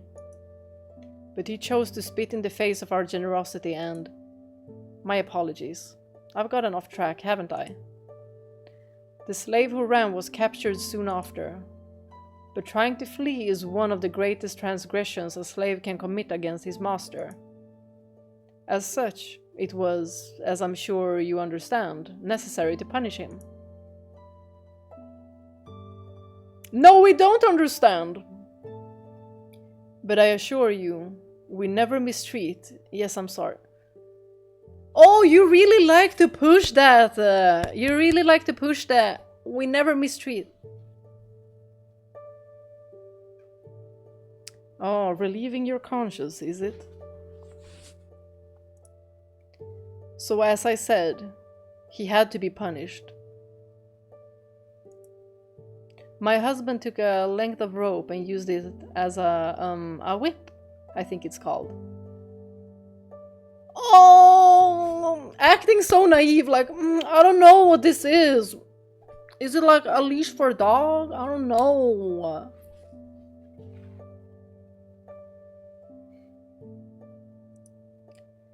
He had all the slaves watch as he lashed the one that had tried to run away. Oh, we never mistreat our slaves. We just let them all watch and be like, this is what's gonna happen to you if you try to run away.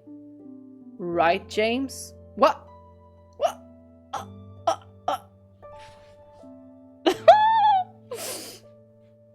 Don't be scared, James. Don't be scared. It was for their own sake. The other slaves needed to see what would happen if they attempted to flee. The lashing continued for a full day.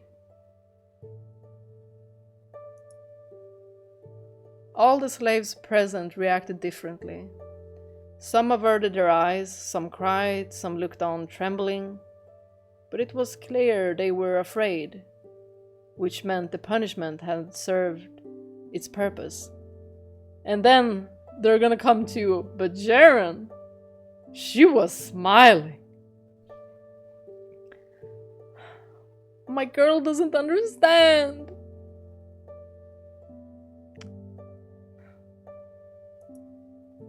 For everyone except Ceren, that is. Yes, that's correct. She simply smiled. At first, I thought my eyes were playing tricks on me. But every time I looked over at her, I saw the same thing. As the slave being lashed screamed out in pain, Ceren didn't even flinch. She just stood there, smiling. Just looking at her gave me the chills. My husband thought it curious as well, but he wasn't nearly as put off as me. She was 7 at the time and a hard worker, and we said there was no issue as long as she didn't cause any trouble. But that completely misses the point, you know. She gave me the creeps. All of these people being like, she gives me the creeps, this kid gives me the creeps. All of them have been horrible people, like, y'all give me the creeps, please go die. I wasn't comfortable with her around. I wasn't comfortable. Give me a frickin' break. All she needed was help. All she needed was for someone to care for her. For someone to help her. But of course, my husband has the final say. I couldn't defy him. So I did my best to forget that day. She hurt no one. Ceren. I couldn't get the girl out of my mind, though. No matter how hard I tried. My gaze was drawn to Ceren, and I noticed quite a bit as I observed her more carefully. Say one of the slaves hurts himself while working. You might expect another slave to ask if he's all right, to help patch up the wound, to volunteer to take on his responsibilities for the day, to show concern and compassion. But Ceren, she would just smile and go on her way. Not a word. She was hardly perfect either. Is anyone though? And she would make mistakes occasionally. Everyone slips up, and we try not to make a huge fuss about it, because we sincerely value our slaves and the work they... My apologies. In any case, we can't simply brush such mistakes off, so we make sure to admonish them whenever something happens to ensure things run smoothly. Yeah, I see exactly how this is. But even as I scold her, Ceren's still smiling. As I'm sure you can imagine, it's hard not to feel as though you're being disrespected. So once, I lost my temper and smacked her. It was only the once, though, I swear. I'm not a violent woman. I hate raising my hand to anyone. You just raised your hand against a child. Because she gives you the creeps. I hate you. I was sure that, if nothing else, would make her cry. But still she smiled, with half her face red and swollen. I was so perplexed I came straight out and asked her, "Why do you not cry? I just hit you. How can you keep smiling?" And she said, "Why would I cry? I'm not sad about anything." Like...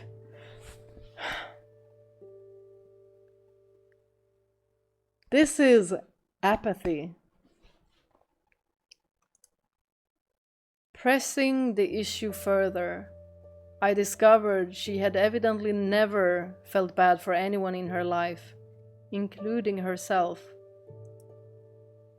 Can you imagine? How terrible is that? It's not right. So I decided I needed to teach her how she was supposed to act. I taught her that when she saw someone get hurt, she needed to show sympathy. It was all learned behavior. But this is how you learn it if you don't have it naturally. This is how you learn. So, okay. Okay, she at least helped her. Okay. A little bit redeemed. That when she was being reprimanded, she needed to show remorse and a desire to improve.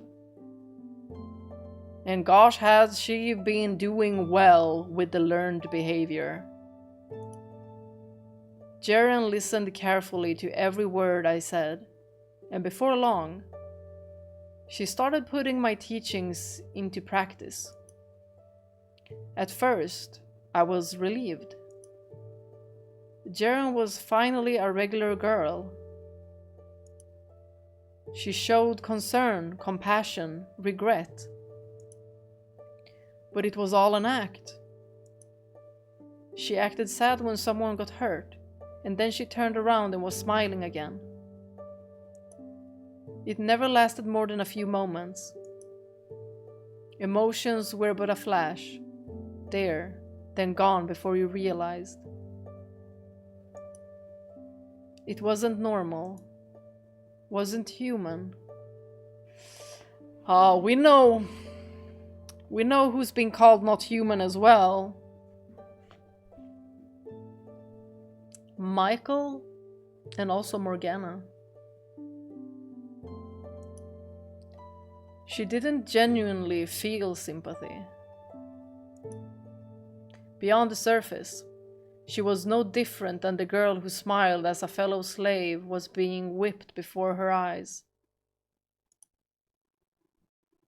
Ceren had learned nothing.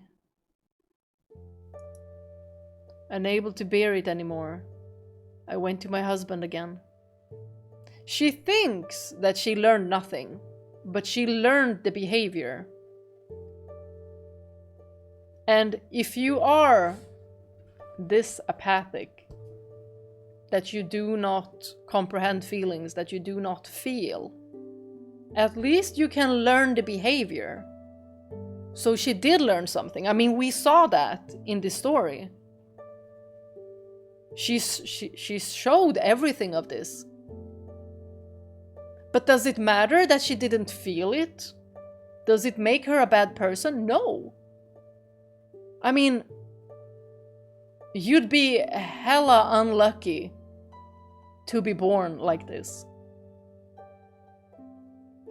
But she's trying. I told him she wasn't normal. There was something wrong with her. I implored him to do something. But my pleas fell on deaf ears. She was a good worker, he said. We couldn't ask for a better slave, he said. Oh, but he couldn't have been any more wrong. He wasn't the one who had to look after her. He had no idea what she was like, how unsettling it was merely being in her presence, how deeply upsetting it was. My apologies. I'm fine now. As you can imagine, I'm not particularly fond of Ceren. So it was a weight off my shoulders when I heard she was one of the stolen slaves. Why are you giving me that look? You think I'm the one who has the problem? You think there's nothing wrong with her, just like my husband? One look at her smile and you'd know I'm telling the truth. That she's not simply a little eccentric. That there's more to it than that. I can't take it anymore. Is there no one who will understand me?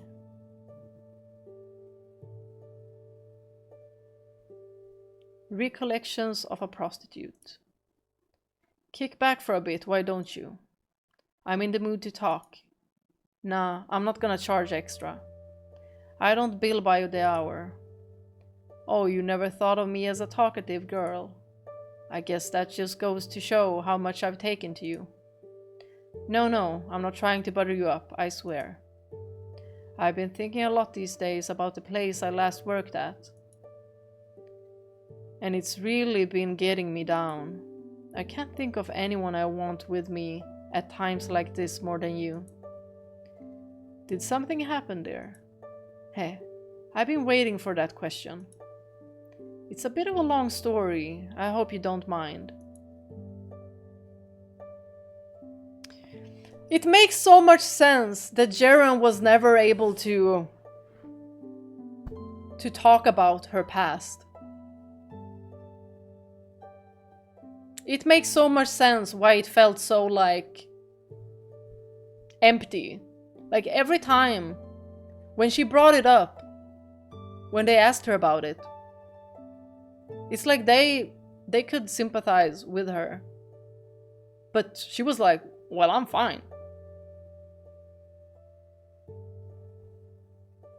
That explains so much why she just brushed over it like that. There's a city about 10 days by carriage from here. You know the one. Right at Lord Barnier's doorstep. Dead Lord Barnier. The place I used to work was there, and every so often, the Lord would summon a few of the prettiest girls to come to his manor. I'm hardly the best looking girl around, even out here, so I was never one of the chosen. But honestly, I'm lucky for it. I'm not the kind of thing you wanna go mentioning in public, but the Lord has some unsavory hobbies. Every girl who ever came back said there's no amount of money you can pay me to do that again. Word is, the Lord has a taste for torturing and killing his slaves. Not just if you screw up either. If he's in the mood and he so much as sees you, you could be dead. He's got a dungeon under his manor too, they say, and you can hear wailing coming from down there at all times of the day. The Lord enjoys all different kinds of torture. Flaying, dismemberment, boiling, the water cure. What is water cure? Is it like waterboarding?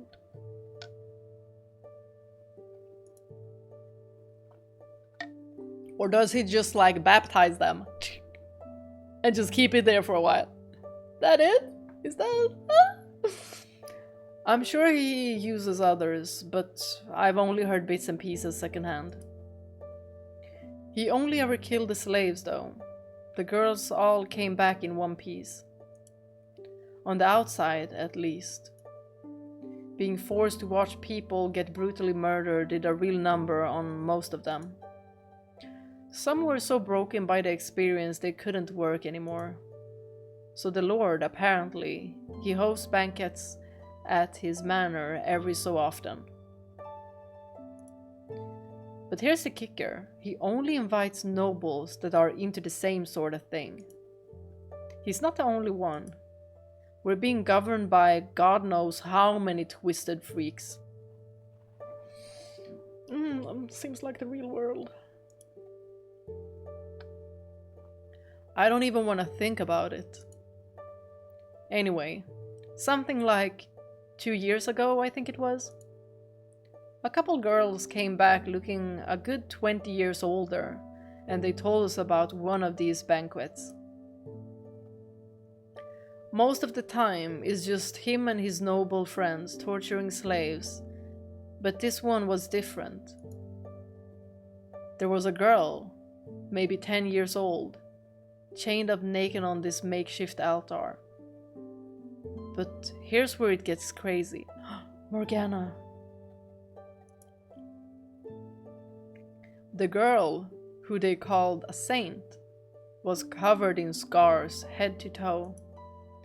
They cut her up and filled their cups with her fresh blood. But she didn't cry. She didn't even flinch. She just sat there quietly.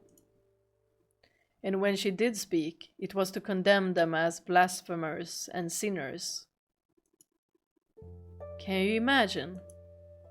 Chained up like that, and she's scolding her captors, telling them God will punish them for their actions. I wouldn't have the guts. Maybe she was raised at a church or something. But I'm guessing that's got something to do with why they called her a saint. I'm getting a little bit like similar vibes to Ceren. Like almost like stuck in a role. But with Ceren is just from birth. Might have been from birth. And for Morgana it's because all of the gaslighting from her mom. Oh yeah, the slave revolt was right around that time too. You hear about that? Just rumors?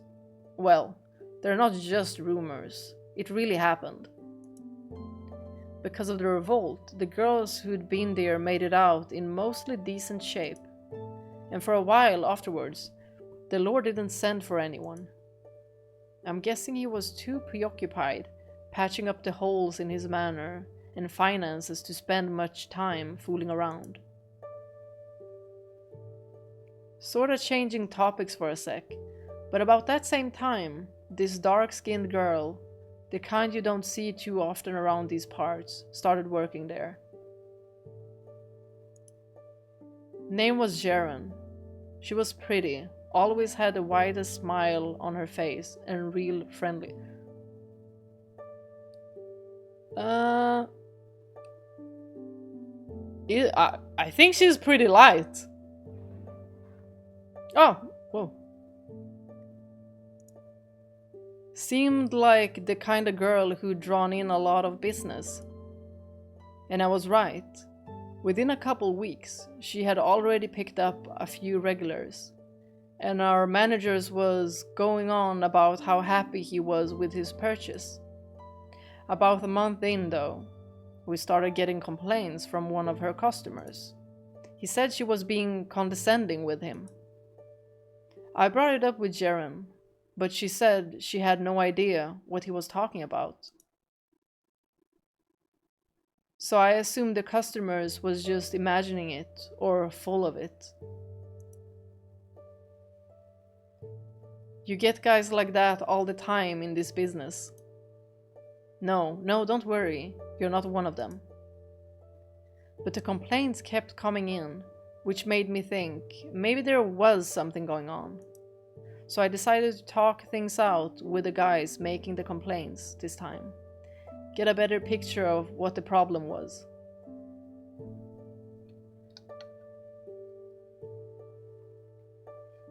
Hi SB!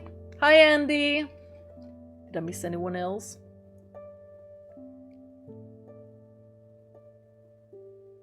Oh, hi, sure! Welcome!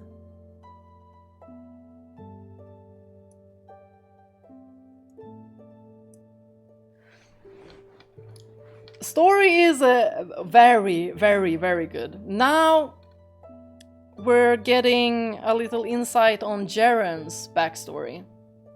And she is a much more complex character than we thought.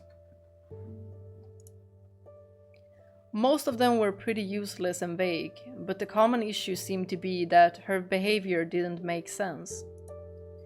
One guy came in after bungling a huge trade deal, hoping to find some comfort, and he spilled his guts to Ceren. But instead of trying to console him, she laughed. You can see why he wouldn't be thrilled about that.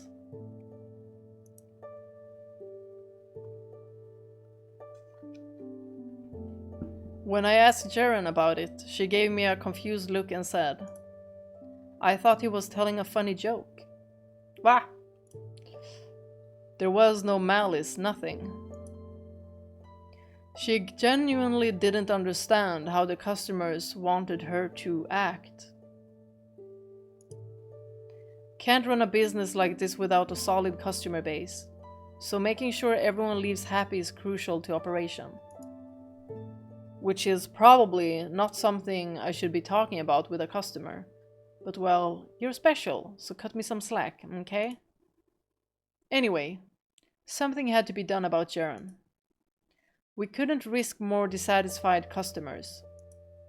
So I figured the best thing to do was give her some training. Here's how you should react if a client brings up such and such. And here's what you should say if they're looking depressed or upset or whatever. How and when to be reactive, and how and when to be proactive. And I'm just thinking about how Morgana wanted to be like so collected like Ceren was. Like how Ceren could keep her cool. Like Morgana tried to. Morgana tried to keep her cool. That time when she completely lost it around Ceren. But it would have been so much different had she known this side. Had she known the truth. Ceren was a quick study, so it wasn't long before she was putting my lessons to work. I would have been happy with just reducing the number of complaints to a more normal level, but Ceren improved so dramatically we heard nothing but praise from then on. Say a patron was looking a little blue, she'd give them a big pouty face and say, "What's the matter? You can tell me anything." "Oh no, that's terrible. I feel awful for you. Is there anything I can do to help? Anything at all?" Just this constant stream of comfort, almost to the point of being excessive. I really wonder how she imagined that the words "I love you" were.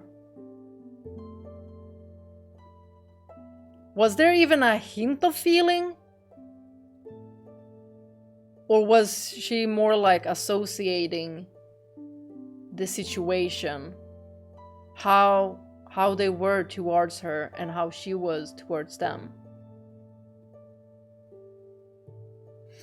We're probably gonna get an insight on that as well, because she said she loved the girls at the brothel. She said she loved Jacopo, and she said she loved the Lord, Barnier. And in the end, she wanted to go with him. So, with that sword that Barnier stuck into her, she held on to it and wanted to go with him. So she understood something there.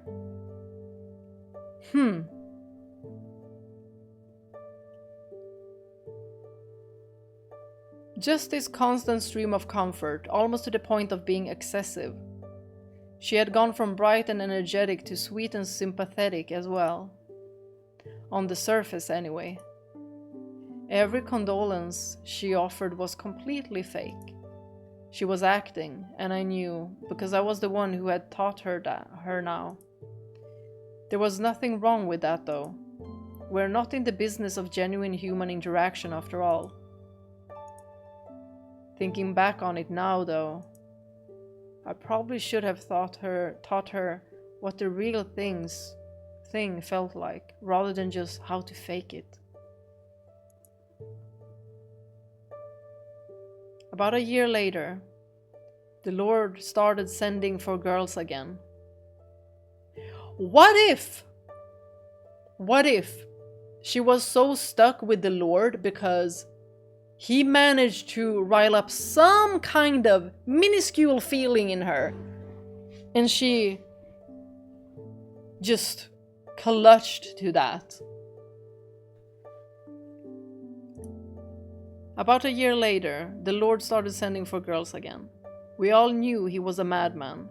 That was common knowledge. But he paid well, and everyone always came back alive. So we reluctantly complied. But we were wrong. He did kill the girls this time. One came back alive, but she was missing an eye and half an arm. Oh, my hair is pulling at me. Hold on. Oh, struggle with long hair, you guys. We already talked about it. For like what, a good 15 minutes? She was in no condition to go back to work. Even just going about her daily life would be difficult. We were aghast. But things only got worse from there. The next time the Lord sent for us, we panicked. For one, no amount of money was worth what waited at the Lord's manor. And two, it was impossible to run a business if your employees kept getting killed. So we attempted to turn him away. But his messenger simply said, "The Lord will not take no for an answer." We either complied or were all executed for treason. What little hope we had left crumbled. We were screwed either way. So we fought among ourselves like a pack of wild animals. "I'm too ugly, you go. I have more regulars, you go. No one likes you anyway." Pure chaos. I was, of course, part of the brawl. And here's where she comes in. Ceren. Everyone's in a big mob, clawing each other's faces off, and she just tilts her head and asks, "Why are you so afraid of the Lord?" Seeing that stupid, clueless look on her face, just about everyone in the room burst a vessel. "All right, we'll send her," we said, and it was decided. Y'all, I feel so bad for her. She doesn't understand. She doesn't have the capacity to understand or feel. She wasn't equipped like y'all!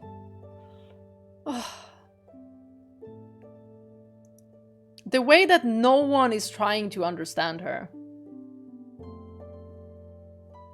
Ceren smiled, not bothered in the slightest.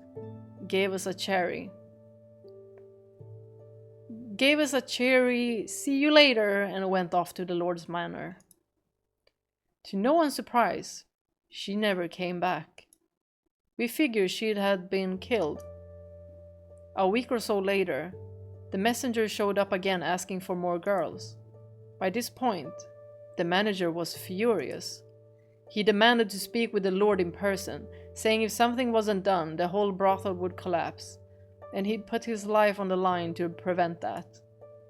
Seeing him so resolute, I felt a newfound respect for him. I also thought he was a complete idiot, but I still respected him. After all, there was no way the Lord would be open to negotiation. That much was obvious from everything he'd done. The manager and a few assistants set off for the Lord's manor, and about 2 weeks later he returned. Or his head did. His assistants managed to avoid death, so they were able to tell us what had happened. No one was exactly thrilled to hear more twisted tales about the Lord. But we listened anyway, and no one could have imagined what they told us. Ceren was there, with the Lord, alive and well. Not only had she not been killed, he had apparently taken quite a liking to her. The manager was surprised to see her too, but he figured it was as good a chance as he would ever get. If Ceren would speak up in his favor, the Lord might actually listen to her. So emboldened, the manager pled with the Lord, begging him not to harm the girls, that we wouldn't be able to send anyone else otherwise. And for attempting to oppose him, the Lord ordered the manager be executed. The manager, however, entreated Ceren for help. "If you have a heart, Ceren, please, tell the Lord not to take my life. I have people who need me." Oh, we know how this is gonna go.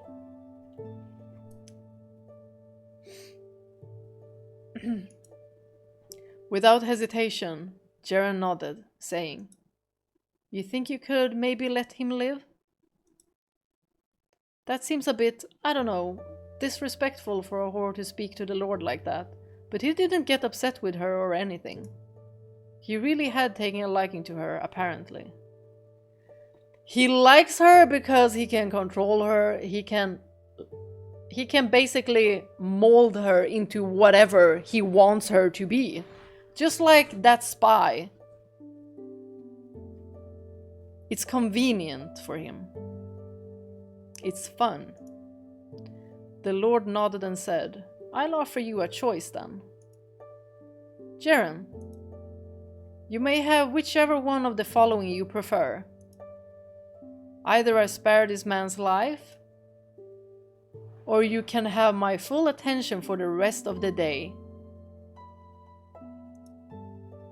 The manager and his assistants were all baffled. How was that even a decision? How was a man's life, a man who had employed her for more than a year, no less, comparable to a little attention? But they were even more baffled by Ceren's reaction. She thought about it for a second, and then blushing, she said, I want your attention." Everyone's jaws dropped. Y'all, I want to know exactly how Barnier went through with this. Like how? Because for sure it ain't the freaking looks. Like, he looks horrendous. Everyone's jaw dropped. Mine, y'all's. The manager about burst into tears.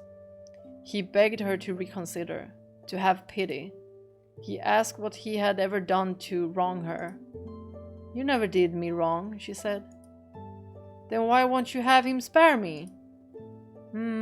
I just want his attention more." "And you're willing to let me die for that?" "What's so scary about dying anyway?" Oh my gosh. This poor girl.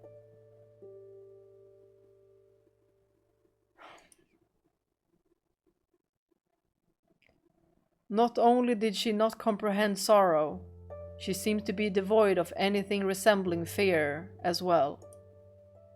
Which explained why she had so much trouble sympathizing with people's suffering. Why she was always smiling, no matter how bad things got. Without our manager, the brothel went to hell. His son took over, but he didn't give a damn about any of the girls. All he cared about was if he had enough booze to keep himself perpetually smashed. So figuring I had a better chance elsewhere, I left everything behind and ran, leaving my future in fate's hands. Fate was kind to me, and I managed to make it there. They came to me in my dreams sometimes, though. I still see the faces of the poor girls we sent off to the gallows.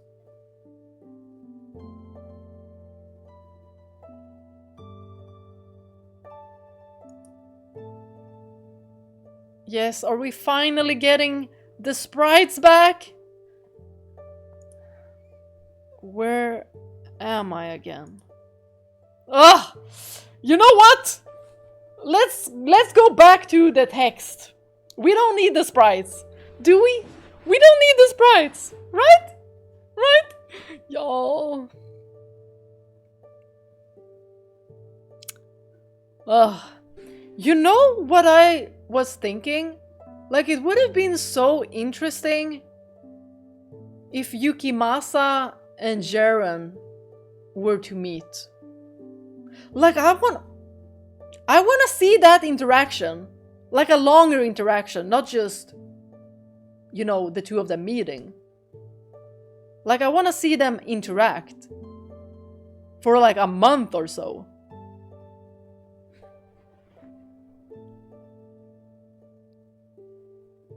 Awake again, are you? Or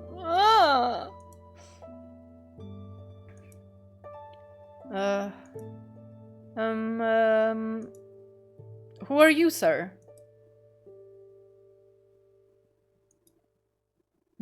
It would seem your memories have not fully recovered. Allow me to remind you how you got here, then. Oh no, wait. It's right on the tip of my brain. Let's see. I was at the brothel, and then I was invited to the Lord's place. I got brought to a big city. Then I was taken to the Lord's castle. The Lord called me into his room. And then you strangled me. Look at this girl, oh my gosh, she doesn't understand. Protect her, protect her. Go away, you evil man. Indeed. Ah. He looks like a titan. Your memory has returned without problem. Tee-hee-hee, I'm super duper good at remembering things. Wait. Wait! Why did you strangle me? To test my theory. Your theory of what? That you're mad. Mad? About what? Not that kind of mad. First of all, I never bring just one whore to my quarters. I brought you here because you piqued my personal curiosity. You mean you're having orgies in here every day? Yuck! Wowzers, you've got some serious stamina. Oh my god. It's so funny because she's just saying this, looking like this. Oh. And he's just like, y'all, this girl is innocent. You a demon though. Not being alone with one person reduces the chances of an assassination attempt. Ah, that makes sense. It's pretty tough being the Lord, huh? So, what are you so curious about little old me for? I was thinking, replaying the chapter when Ceren comes back, knowing all of this, it's gonna be so different.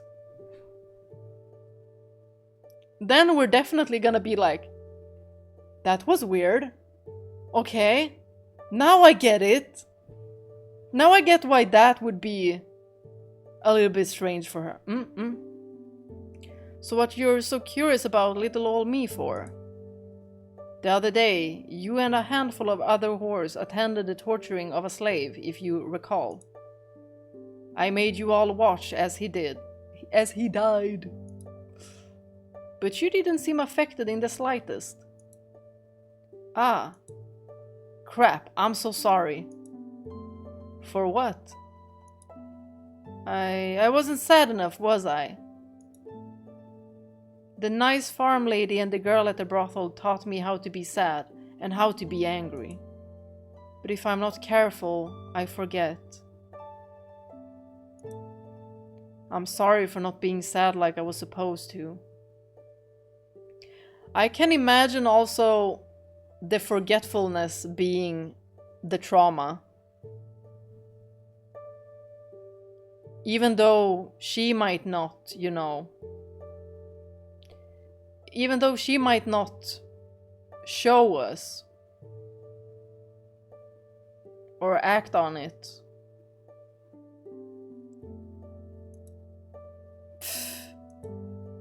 As I said, you piqued my interest.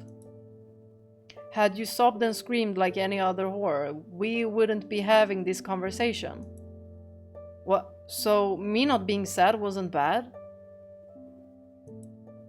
That it wasn't. Oh my gosh, y'all, this is why she wants to be with him. Because he accepts that she doesn't feel nothing, that she doesn't have to act nor pretend. That has to be it.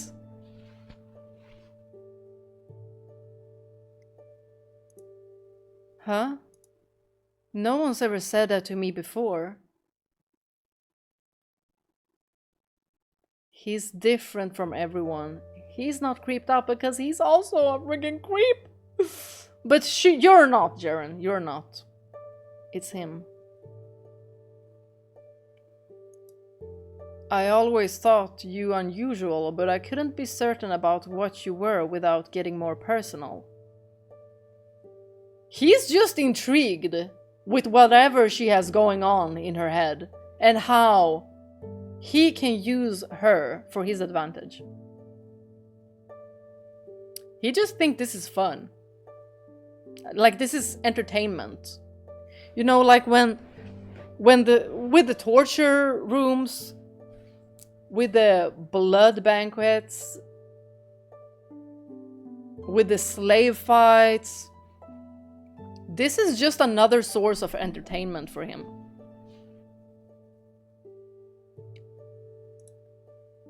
I always thought you unusual, but I couldn't be certain about what you were without getting more personal, which is why I brought you here, to test that theory. You don't fear death, do you, whore? Can you stop calling her whore? I fucking hate you. It's not just death. I've never felt sad or scared about anything, ever. I didn't even know sad or scared were things people felt at all until someone told me. But now I know all about them and how you're supposed to act when you feel them. I just don't know what they actually are. Truly fascinating. Tell me more. Huh? What do you want to know? Let's see. Tell me your whole life story. Tell me everything, as far back as you remember. Whoa! No one's ever been this interested in me. Teehee, this is super nice. Y'all, this is why she became attached. Alrighty then, I'll tell you everything. Don't hesitate to conk out if you get bored.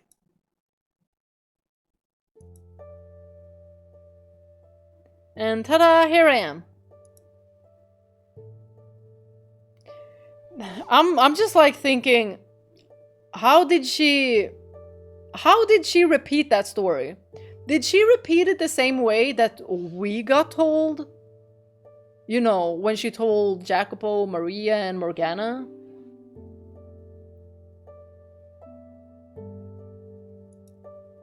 What do you think? As boring as I thought it'd be? Hardly. That was easily the most engrossing childhood story I have ever heard. Woohoo! Smiling as your parents are killed before your eyes. I'm hardly one to talk, but you're one thoroughly heartless girl. That's not it! She just doesn't feel anything. But that doesn't make her a bad person.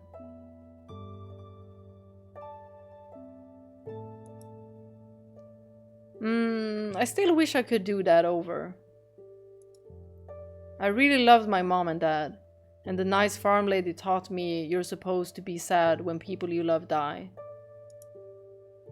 Pfft, that's why you want a do-over? What?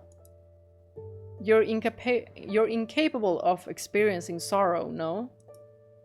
Feigning it for the occasion won't change the fact you don't actually feel sad about losing them. I guess you're right. I can pretend, but I still don't know what it feels like. I don't understand why people are so afraid of death to begin with. I mean, pain isn't fun, I get that much. But if you don't let it bother you, it's not that big a deal.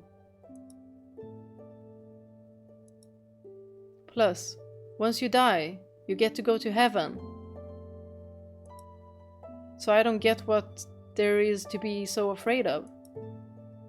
Not everyone goes to heaven. Oh, that's right. But still, I'm sure there are plenty of fun things to do in hell. Oh my gosh. Protect this girl! Oh my gosh.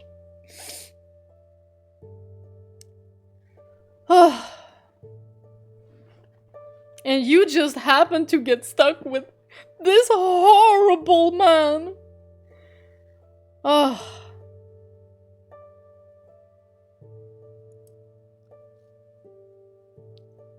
Fascinating. You truly are twisted to your very soul.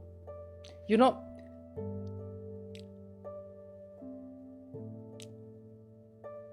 Do not bully my girl Ceren. We're on her team. We're on her team. She did nothing wrong. Fascinating. You truly are twisted to your very soul. Oh, but I do sometimes feel disappointed. Do tell. Like, I sometimes wish I could eat my mom's supper again.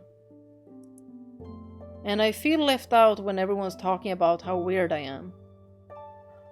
Oh. So she has like some kind of a tinge of a feeling. But they're like, it's like the feelings are so faint and jumbled. And just like, if there are threads, all of them are like cut off. But some of them are just holding on. Like, for example, this. When she feels left out. But she also must know that people going away from her, speaking about her, looking at her, maybe, you know, laughing at her and, you know, telling her that she's weird. She already knows that that's not something you should do if you're nice. She knows that people wouldn't like something like that. So maybe she's just voicing that and it's not actual, like, feeling.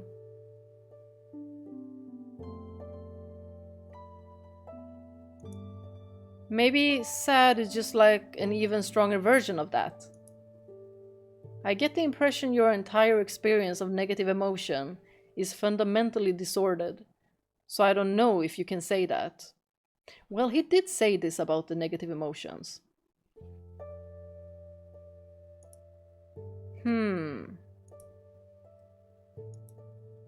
Ceren?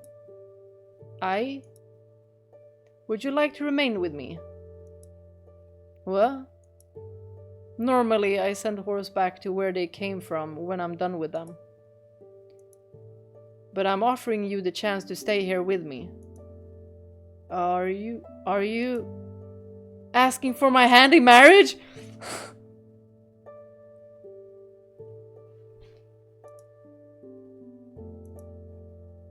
What do I do? What do I do? I went from whore to the Lord's wife in 3 seconds flat. Y'all, she's so funny.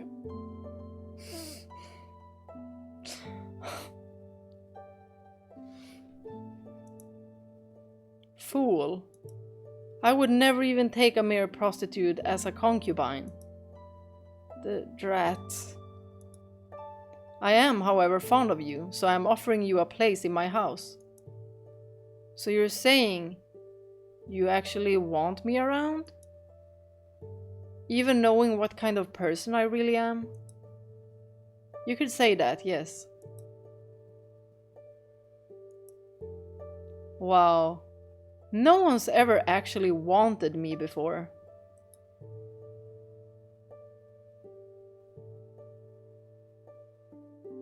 As promised, Ceren, you have my full attention for the rest of the day.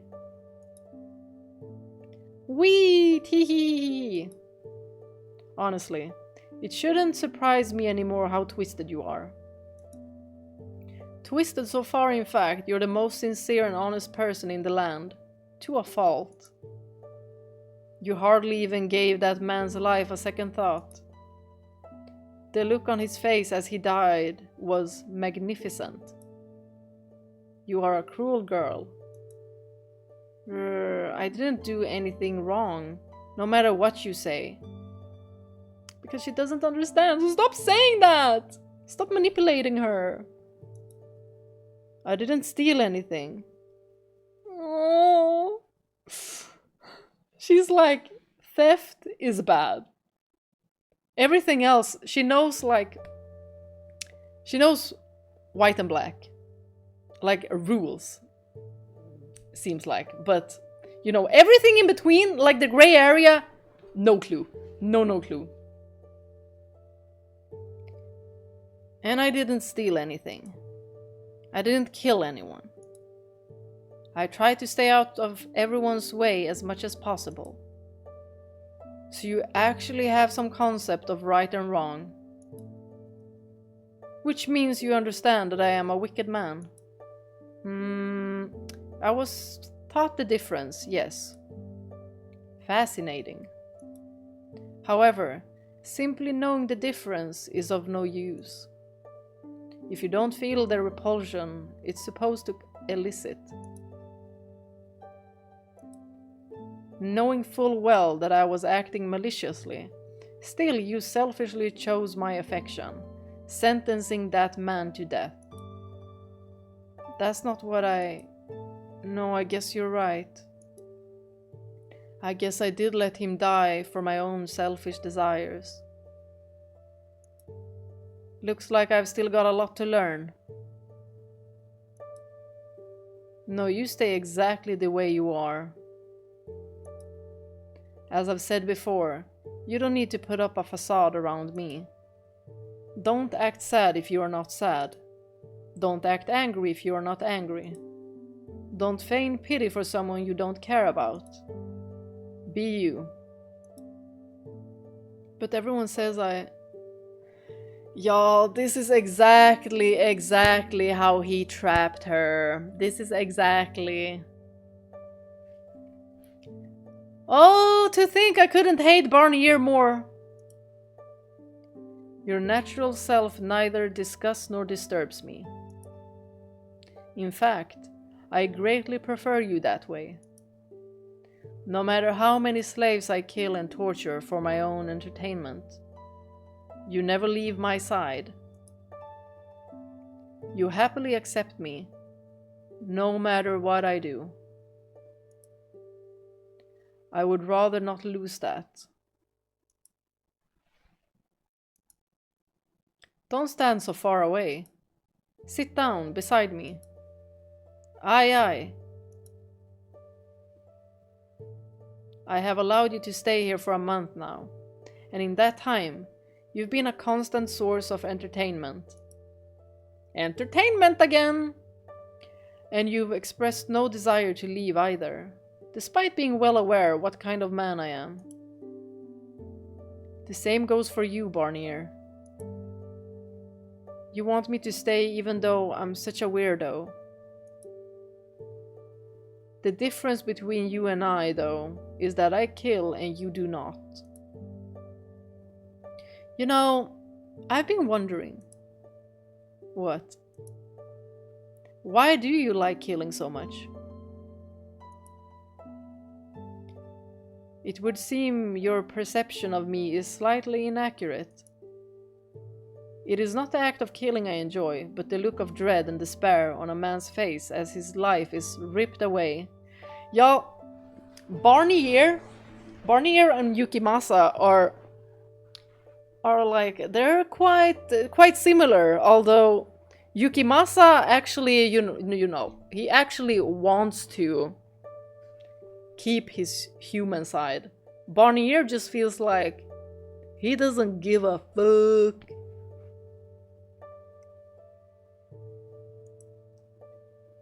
There's a difference? In your mind, perhaps not. I'd kinda like to know what it's like in your mind then. I told you my story. Maybe you could tell me more about you, Barnier. Not that I blame you if you don't want to tell a prostitute like me. You're not a prostitute anymore. I'm not? Then, what am I? You're my property. I wanna fucking hang you upside down and slap the shit out of you. Y'all, I hate this man.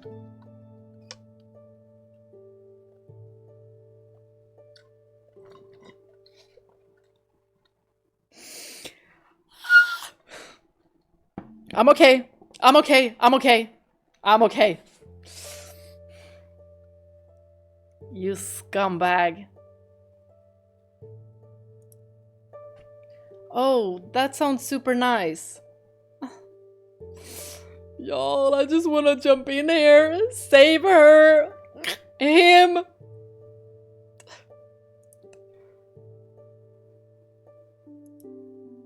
So, to answer your question, I was not always the man I am today. Why do I have a feeling that he might be closer to what Jacopo was? And we're gonna get a little bit of a similar story.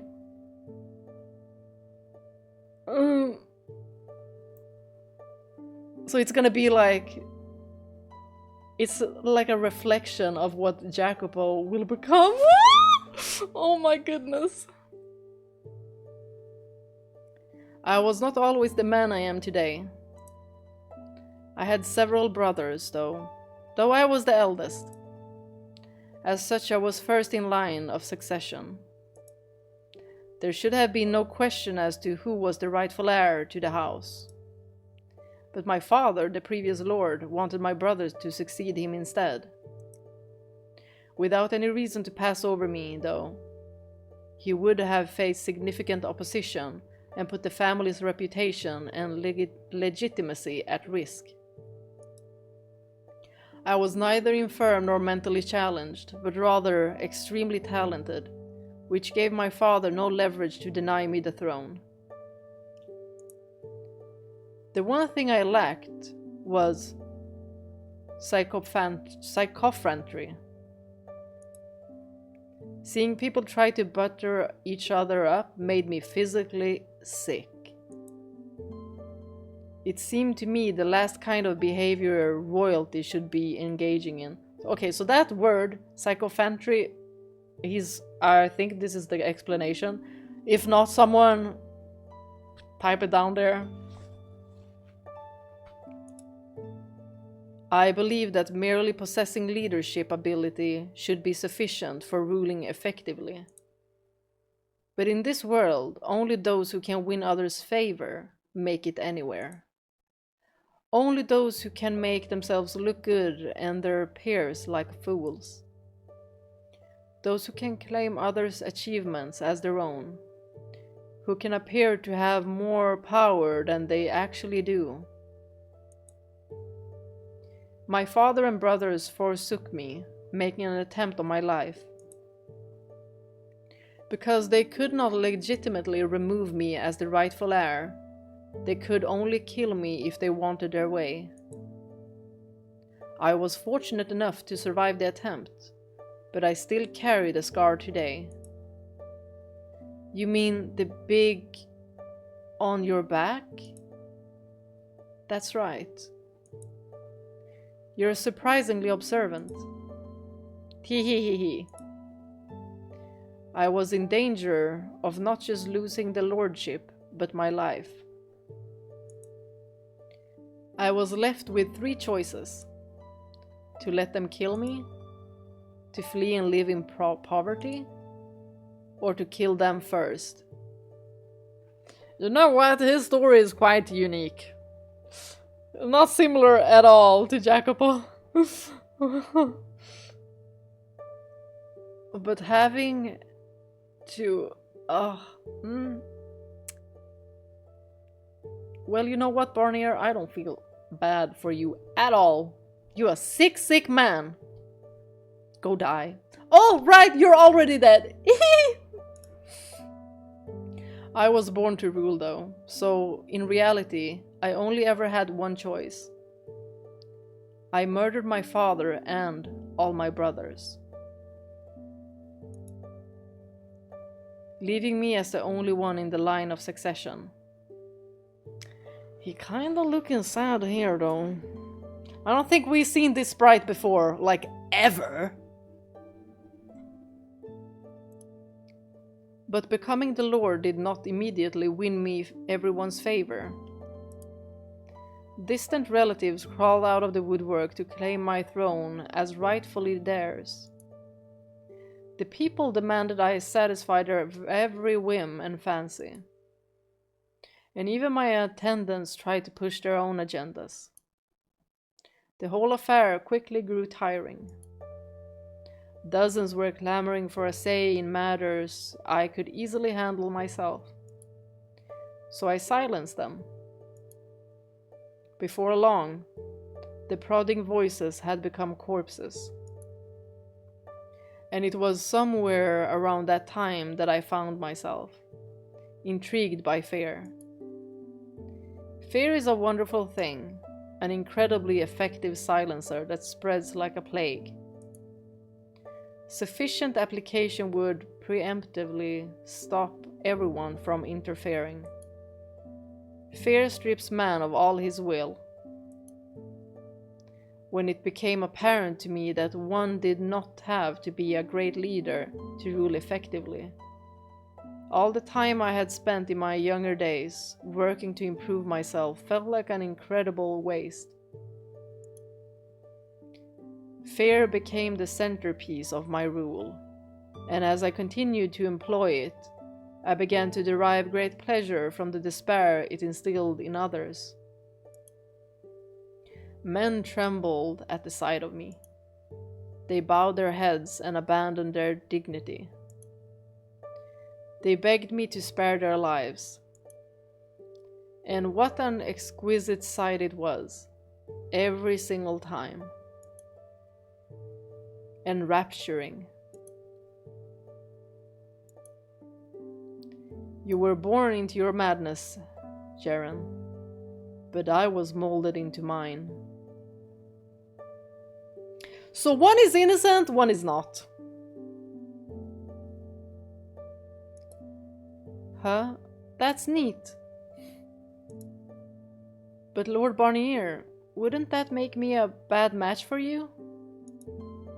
I'm not scared of you at all. Heh. Man is a curious beast, you see. Speaking of beasts. Once everyone feared me, I then came to seek those who did not. You sure are hard to please. Ha, you make it sound like I'm merely a picky child. Though I suppose there's little difference in your eyes. There were a number of others among the nobles who had, like me, strayed from the path. Hardly a surprise, given what life as a noble is like. So I started throwing banquets, inviting those who would be interested. These parties were to serve two purposes. The first, obviously, being for my own amusement. The second, to find those with similar tastes and bring them into my circle. I found little success with the latter, however, despite my rather zealous attempts at recruitment, so I no longer waste the effort. You weren't able to make any friends then? No, I was not. The other nobles had no interest in getting their own hands dirty. They only wanted to watch, getting their titillation from a safe distance. Oh, they're as guilty as you are. As guilty. Even if they don't get their own hands dirty, they were there. They witnessed everything. They're guilty. They enjoyed it. Not a single one shared the same madness as me. Ceren. You are far better than any of them. Whoa. Thanks. What are you squirming about? I thought nothing bothered you. I am capable of getting flustered, thank you. Teehee. There is something deeply wrong with you. Yeah, I don't even want to hear this from this guy. I don't even want to hear it. Oh. You're the one who decided to throw that curveball, Lord Barnier. Enough with the formalities already. You're not a whore anymore. You're allowed to use my name. Huh, that is your name, though.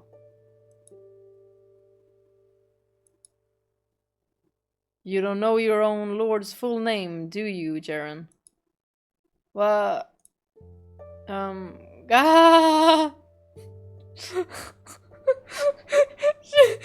doesn't know how to respond to this, so she just laughs. It's like in the story.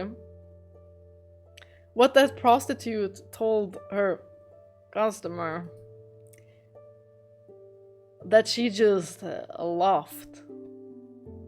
And it made the man uncomfortable, pissed, disrespected.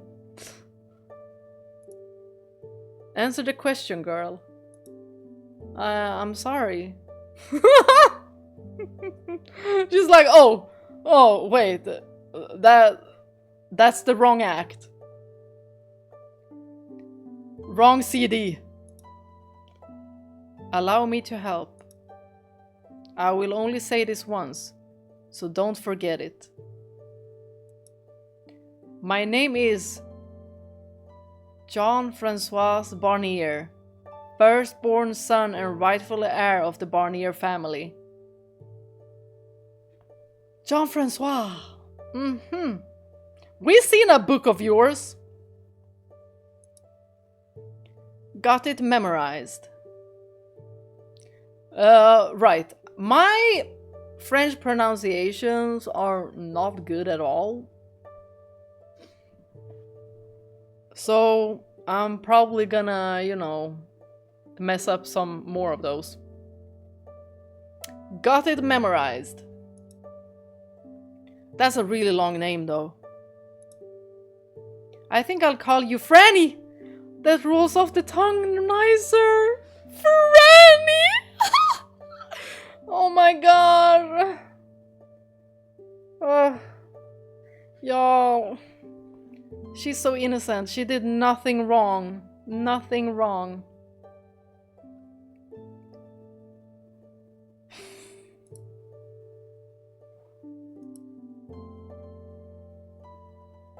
I thought he would be mad, but okay. Now I'm creeped out by him, like, even more so. I assume I can take that cryptic chuckle as an okay? Only if you wish to be hanged. Oh! And she's gonna be like, I don't fear death. Or like, I don't think that would be very enjoyable. I don't think that would be very fun. I prefer not to. Call me Francois.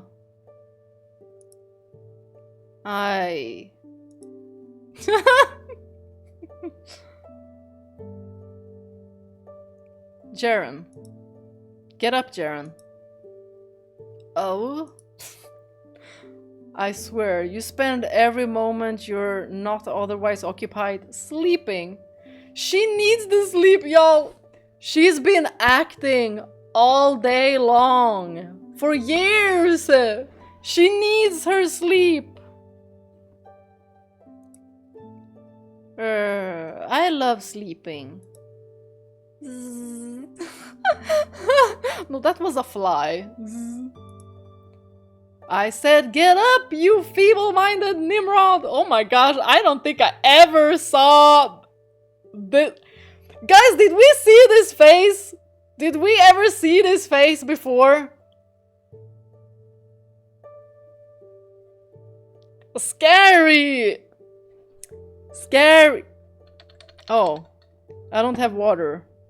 I'll have to go get water. Oh! You guys, I'm so sorry that I have to neglect you all again with his appearance. But I really need water, okay? Ugh. I said get up, you feeble-minded Nimrod. Oh! You didn't have to hit me. Yeesh. Oh my gosh, this melody.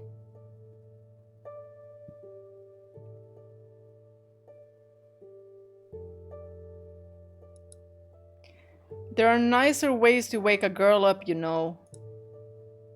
Be grateful I only hit you hard enough to wake you. I swear the church may have to redefine sloth if they ever meet you. This bed's so comfy though. You do realize the blood of dozens of women has seeped into every fiber. Comfy is still comfy though. Ha, that wouldn't bother you, would it? So what's up, Francois? You need me for something? Yes, I have a favor to ask of you. What, a favor of me? What is it? I'll do anything. Without even hearing what it is? It doesn't matter what it is. You say the word and I'll do it, Francois.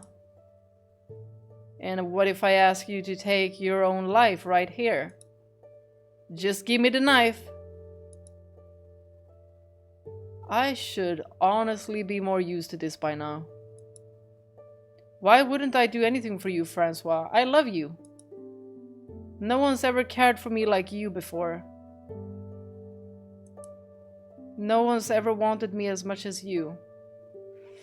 She does not understand those words. She just knows that others throw them around when they like someone, and so she thinks it's the same. Because... Oh, no, I feel so bad for her. Oh, this freaking demon. You're happy with me as I am, despite me missing all the most important pieces. Again, I really shouldn't be so surprised. Fear not, though. I won't be asking you to die today. How much harder is it gonna be then? I hope you don't want me to kill anyone. It would be my first time, and I'm not sure I could pull it off properly. You're at the bottom of my list of prospective assassins. I doubt you could successfully smother a baby. Although, you could probably cause a great deal of death, I imagine. I would like to make you into a mole. So you want me to dig holes? Yo, she's so innocent, she does not know! Oh my gosh!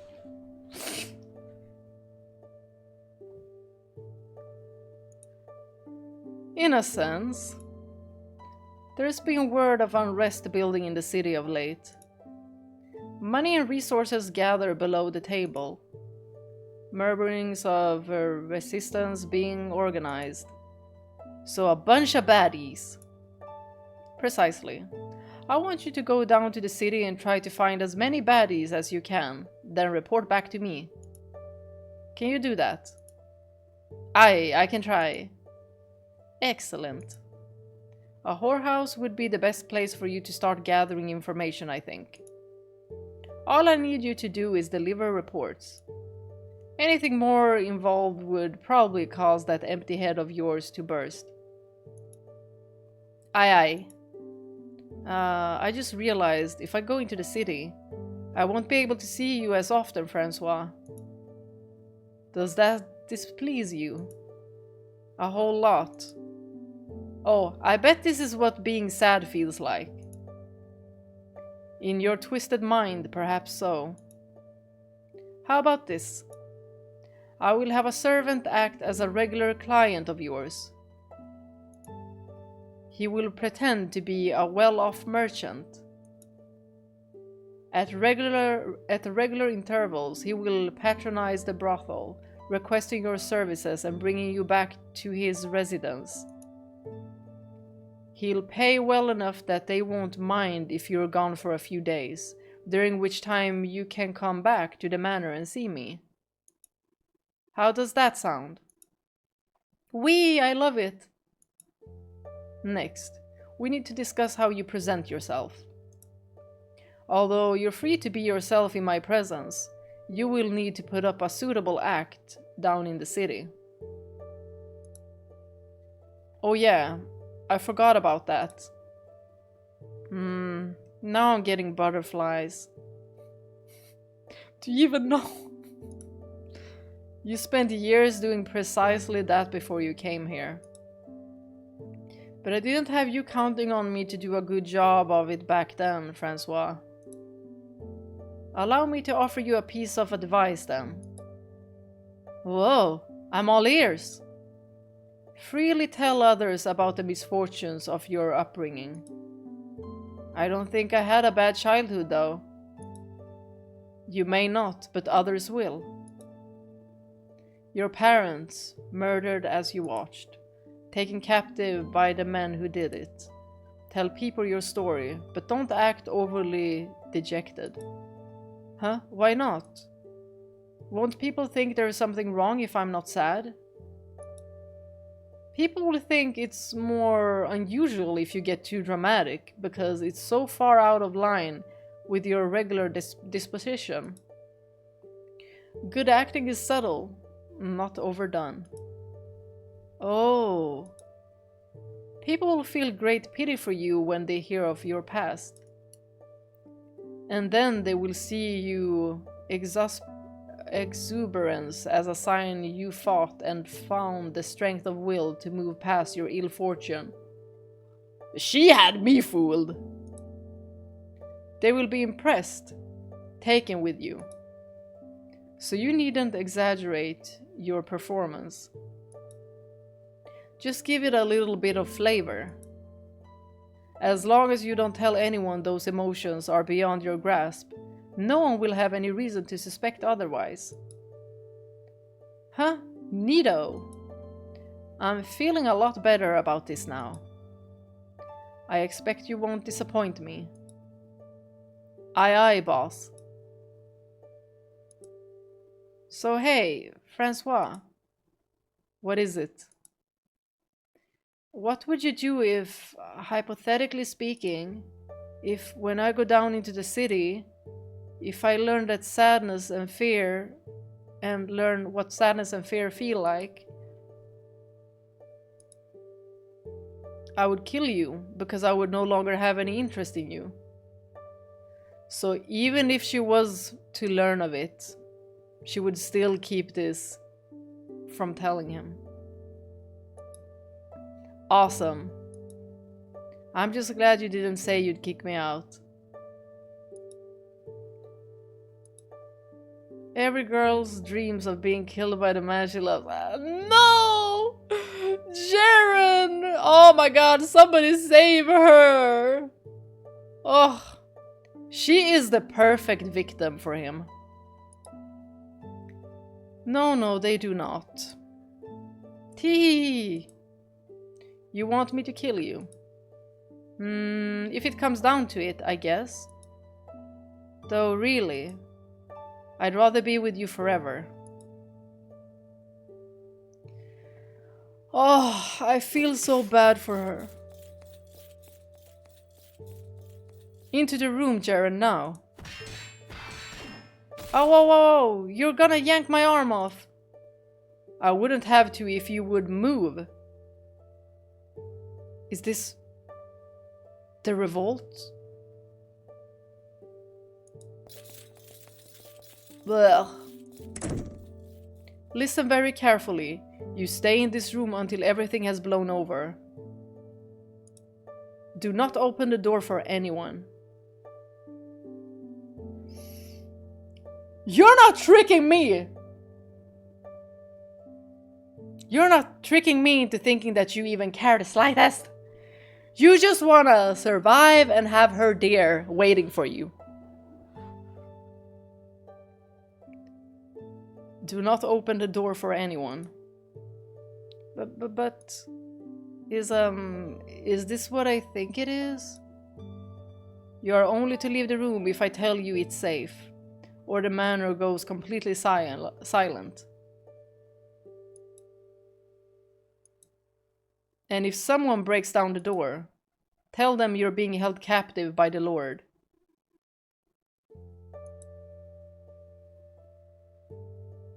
My predilections are well known among the people. No one will suspect you're lying.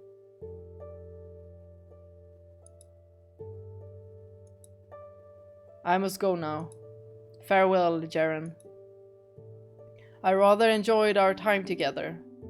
What? Wait, don't go! I've got an idea, Francois. We could escape through that window there. Tie the sheets up into a rope and climb down. Then we can go somewhere far away where nobody will find us. I do not have that liberty. Well, why not?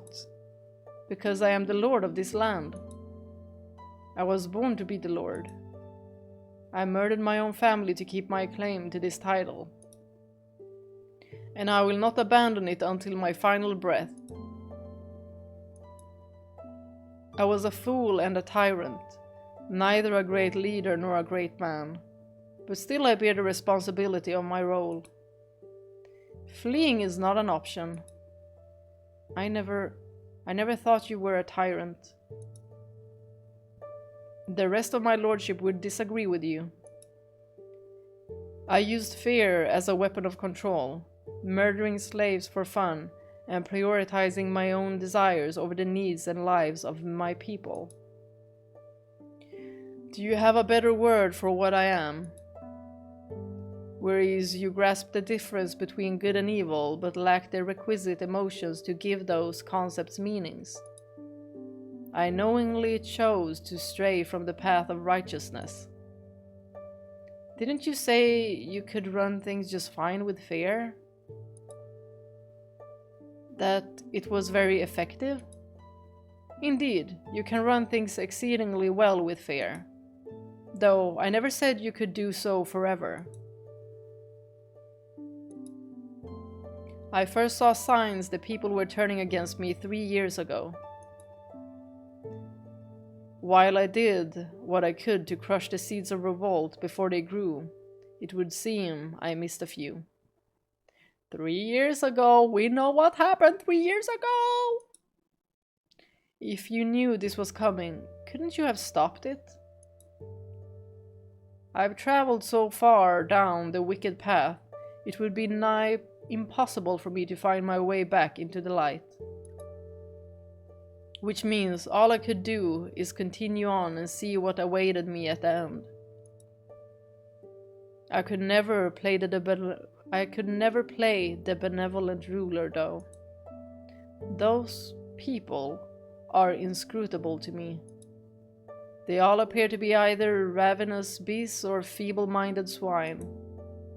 Were I able to have any love for my own people, perhaps things could have turned out differently. I can't stay in here and wait, Francois. I want to be with... You will do as I say, girl. Ooh!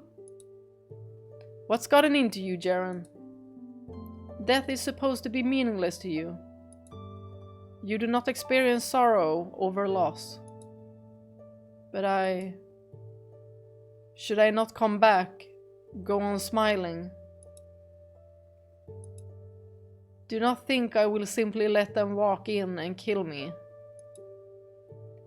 I have dozens of skilled guards, and I can handle a sword myself as well.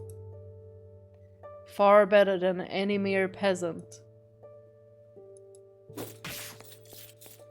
They're getting closer. Now remember, you are not to leave this room, understand? You are my property, and property does not defy the will of its master. And what if I do come out? Ceren, you will not be of any help to me out there. And should you obstruct me in any way, I will not hesitate to kill you. You do not have a choice. Is that clear? Francois? What? Time is running short. I love you. Don't waste it on him! I will always place myself, the Lord John Francois Barnier, above anything else in the world. And you second. Wait. Second? And she's like, still, that's second! I mean, you should always place yourself first. Because at the end of the day, that's who we have in the end. Like, people can leave you, people can disappear, people die, but you will always have yourself.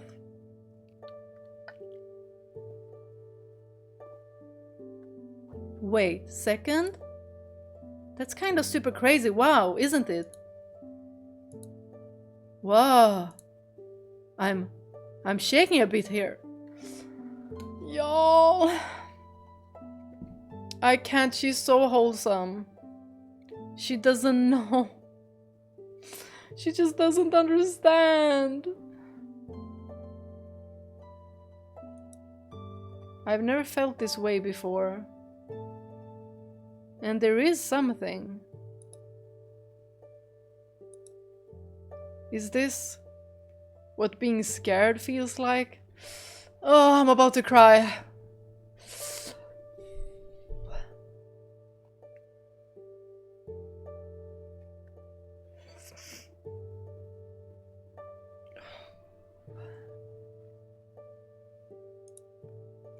Huh.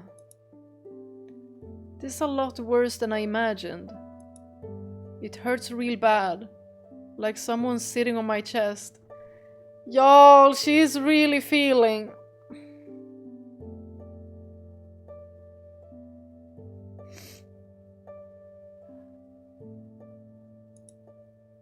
I can hardly even breathe right.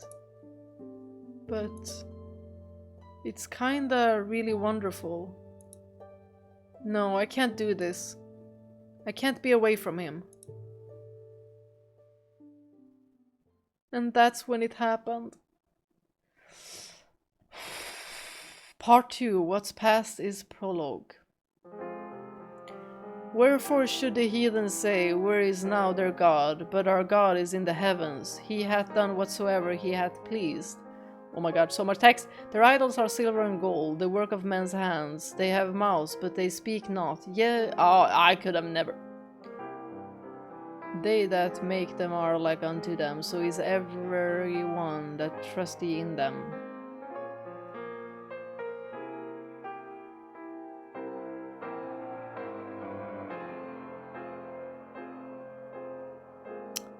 Yeah.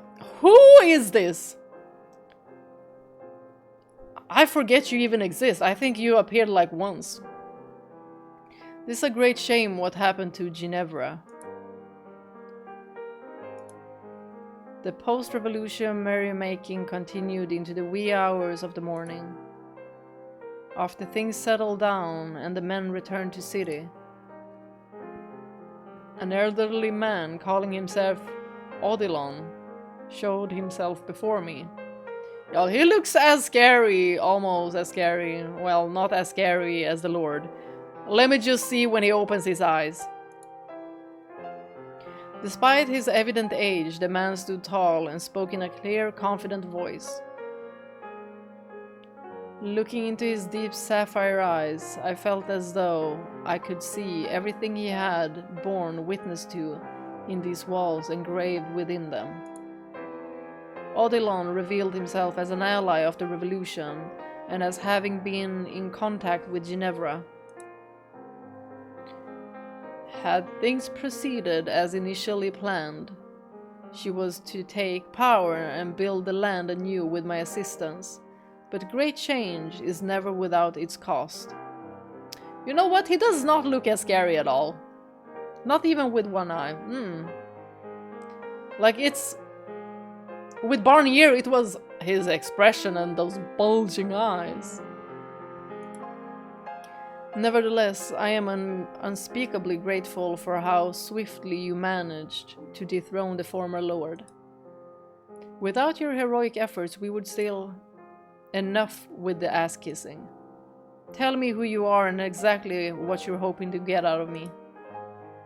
No need to be so apprehensive, I assure you. Okay, he has two eyes. I am more than happy to tell you everything you wish to know. Wait, so when you only had one eye open, were you flirting? Ew.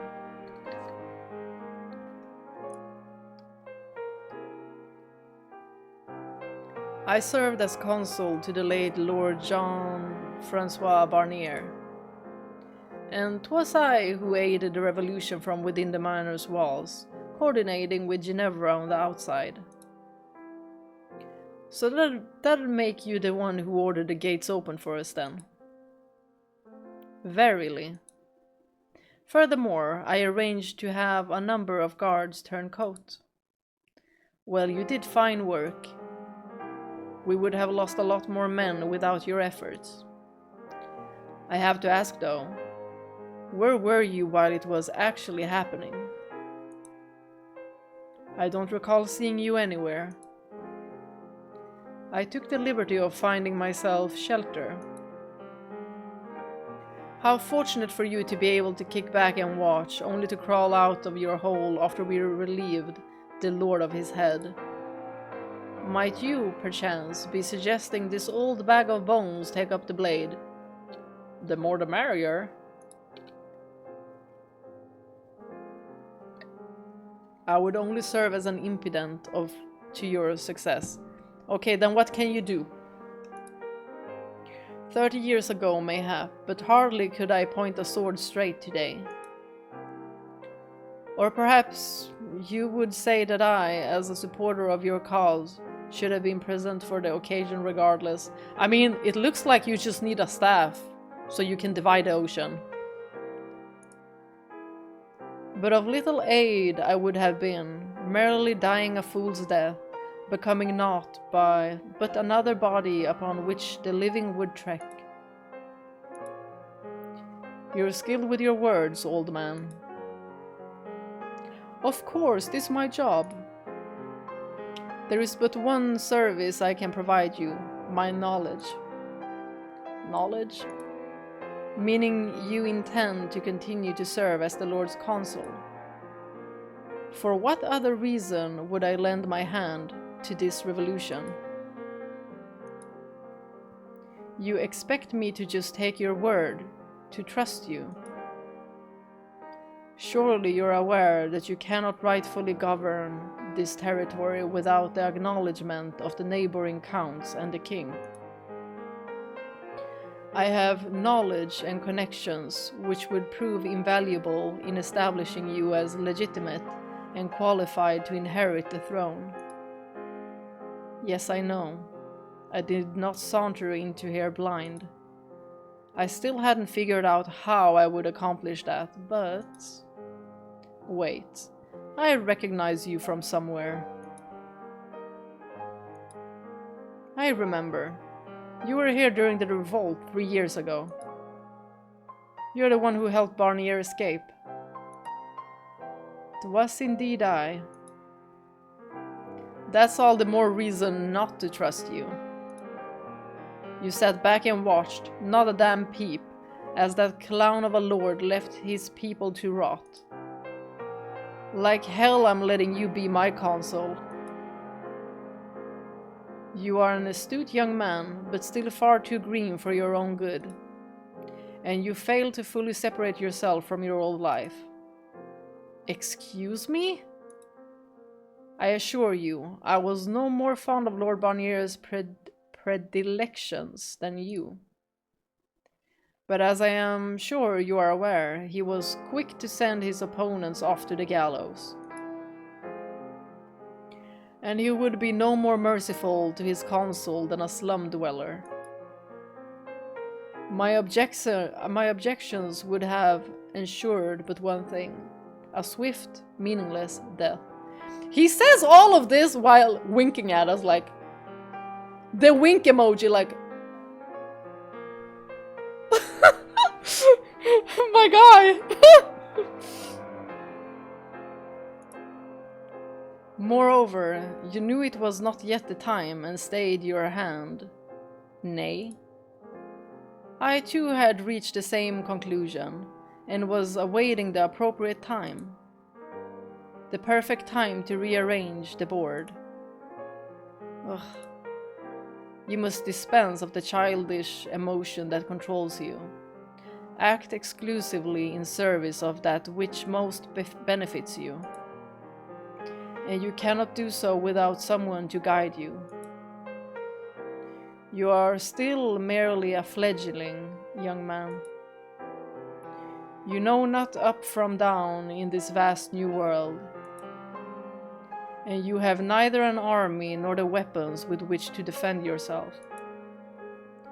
Should you go out into that world unaccompanied, it will snap your neck before you feel the hands upon your skin.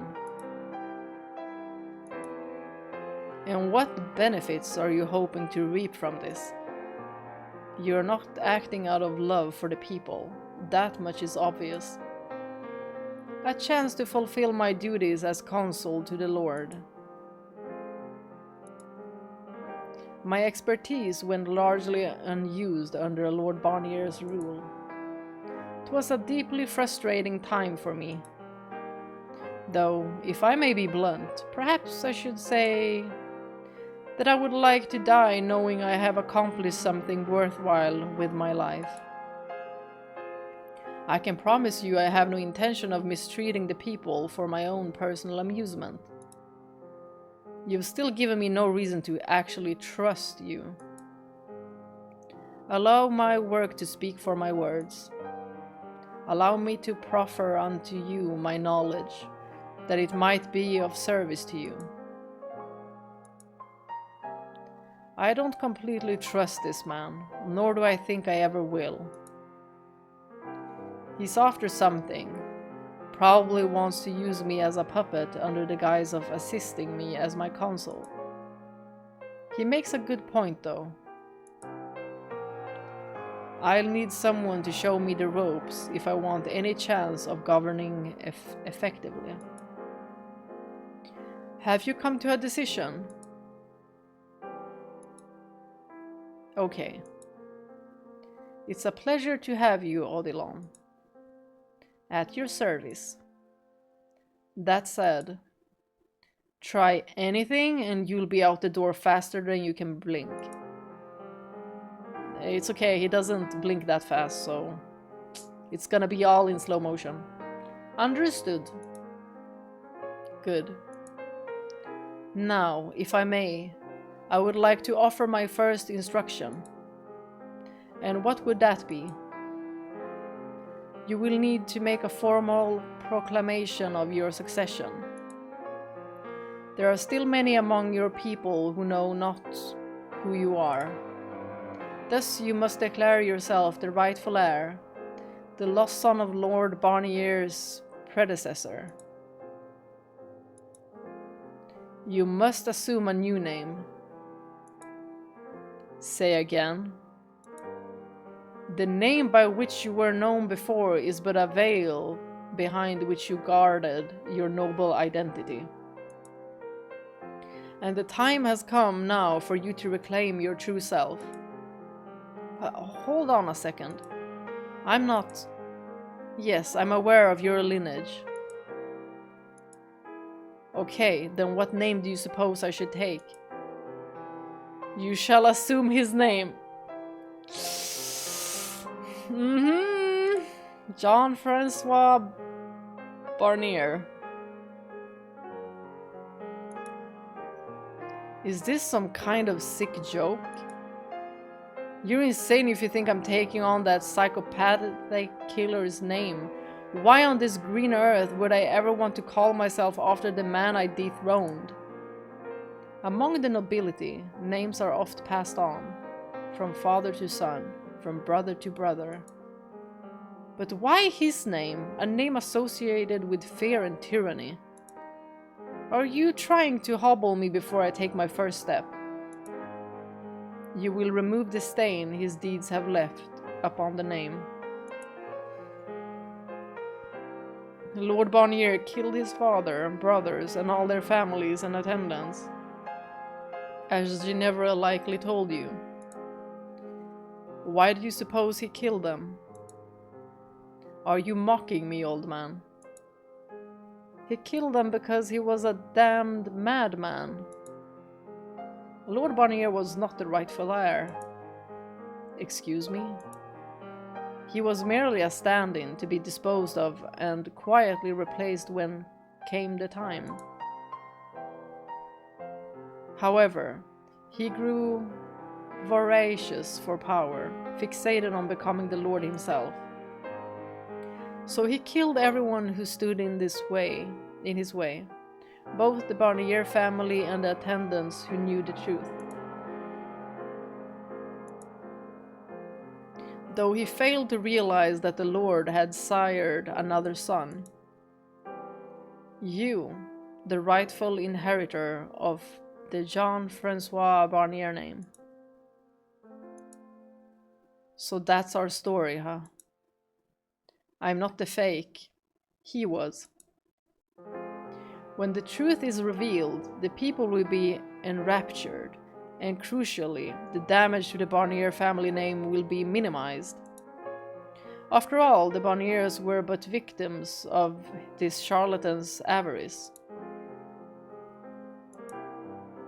As you are to take on the Barnier family name, it is to your benefit that the reputation you inherit is as unblemished as possible. Furthermore, you have nothing to gain from keeping your present name. No longer are you the man you were in the slums.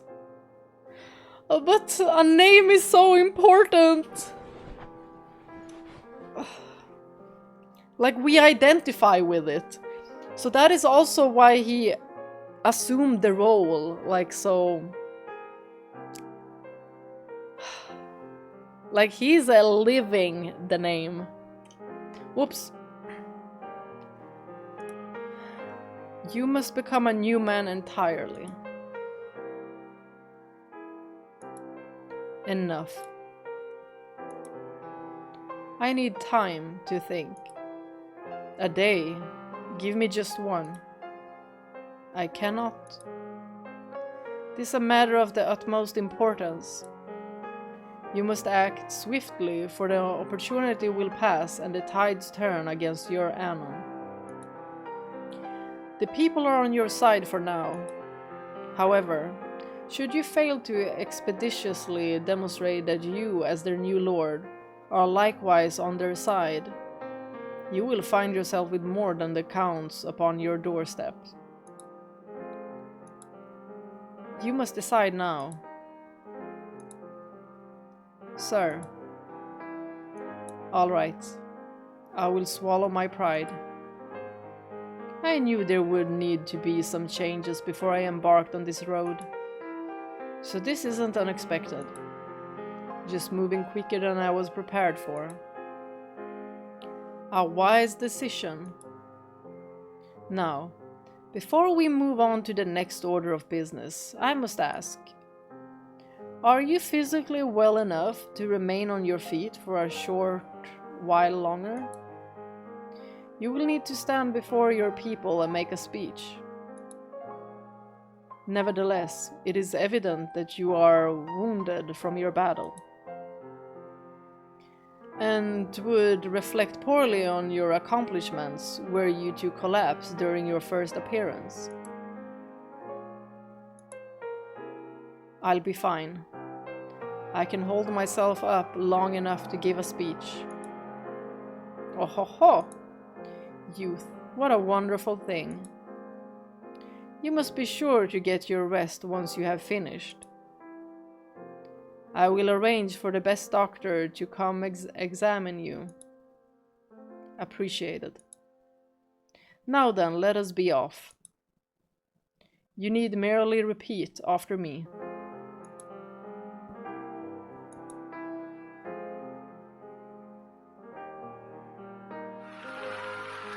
Hey, did you hear the new Lord's speech? Barnier was a fraud this entire time. What? No way. By God, I should have skipped work and gone up to the manor to see it. You still got a chance. Go down to the square. The town crier is spreading the word on the whole thing. Did you hear? The new lord led the charge on the revolution. And he was the real Jean-Francois Barnier. I heard. I was there for his speech. He's so young. And easy on the eyes too, to boot. I mean, yeah. They say he spent years living in the slums, hiding his true identity. That must have been so difficult for him. At long last, we're free from our suffering. Free from the terror of Lord Barnier. Cheers for the new lord. Oh, give me a break. You're no damn lord. How goes it, Maria? You look like you ain't slept in weeks. Where's your smile, girl? Today is a day for celebrating. Oh, you about to get hit. Oh, go fuck yourself. What? You're the one who pushed him into this. Huh? What are you getting pissy about?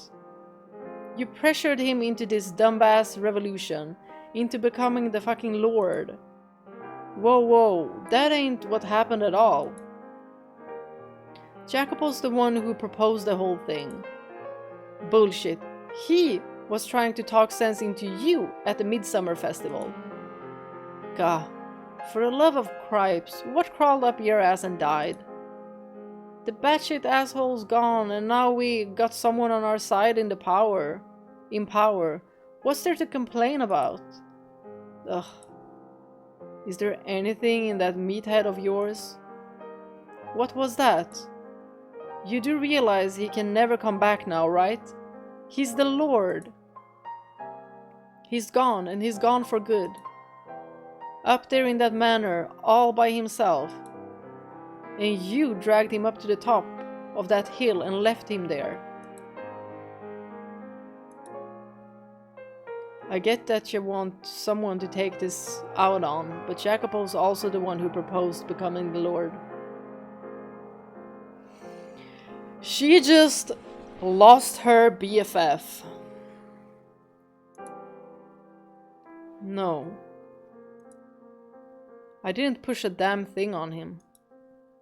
He showed up one day with a ring bearing the Barnier family crest. Then told everyone he was royalty and had a claim to the throne. This is insane. It was his words that sparked the revolution. There's no way. Jacopo is royalty? You need to get a better sense of humor. My thoughts exactly at first too, but then I saw the crest on the ring. It's the real deal. Did you miss the whole part when he put on the ring in front of everyone before we stormed the manor? His whole spiel about being the heir? That was pretty damn convincing, if I do say so myself. You seriously think I was there for some stupid pep talk? Ain't you his friend? I feel like a friend should be rooting for his success, you know.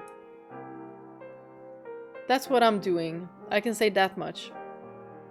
She's worried. Anyway, I got a hot date with a couple of kegs, so I'm out of here. Unless you wanna come with?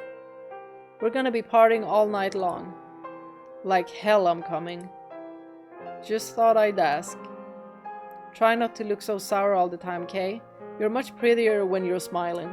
You know what? Nobody wanna hear that. Like, don't say that to a girl. Don't.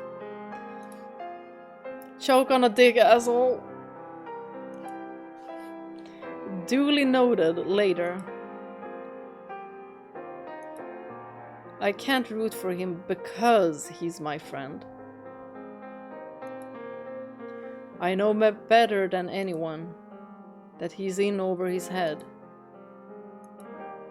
All I can do is pray for you, Jacopo.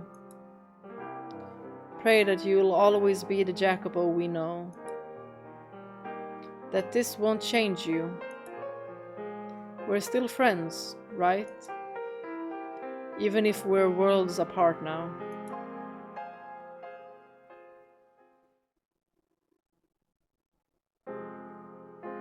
After giving me just enough time to recover, Odilon quickly got to work instructing me in everything I needed to know to be a lord.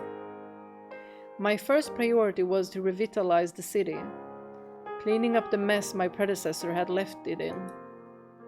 As much as I wanted to ensure that everyone had food and water, it simply wasn't possible to make happen overnight.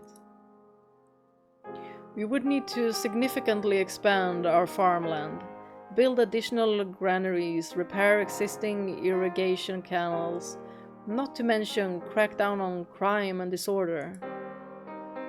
There was so much to do, it was almost dizzying. But the last thing I had time to do was whine. That said, none of it could happen with a snap of the fingers. It would take time and manpower, which meant we would have to use existing stores in the meantime. I asked the people, particularly among the upper class, to relinquish ownership of their stockpiles for me to redistribute among the population. That would allow everyone to make it through the transitional period, I figured. Naturally, though, not everyone was happy with the arrangement. But the cries of dissatisfaction were drowned out by cheers of support when I explained that it was for everyone's sake, that we would need to band together to carry the whole city through what would be a rocky transition. As I was patting myself on the back for a job well done, Odilon shook his head and said, "'Twill hold a year at most."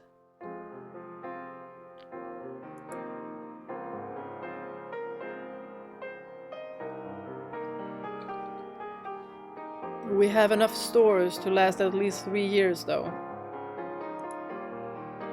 2, if we want to be extra safe. They will set your manor ablaze long before the stores run dry. Excuse me? Why would they? Is this why he's having assassination attempts on him? I'm obviously doing everything in my power to revitalize the city. And I was the one who freed them from the claws of the tyrant. The people see only the results. Though they accept your promises of improvement now, if, in a year's time, they do not see those words bear fruit, their trust in you will wither away. Politics. That you came from the slums is viewed now as a heroic rise to power, but your past will soon be turned against you, used to delegitimize you. They're gonna be like, okay, it's heroic now, but if it fails to bear fruit within a year, they're gonna be like, yeah, that's why he was in the slums, he should have been there, he's nothing but talk, blah blah blah blah. It's gonna be like that.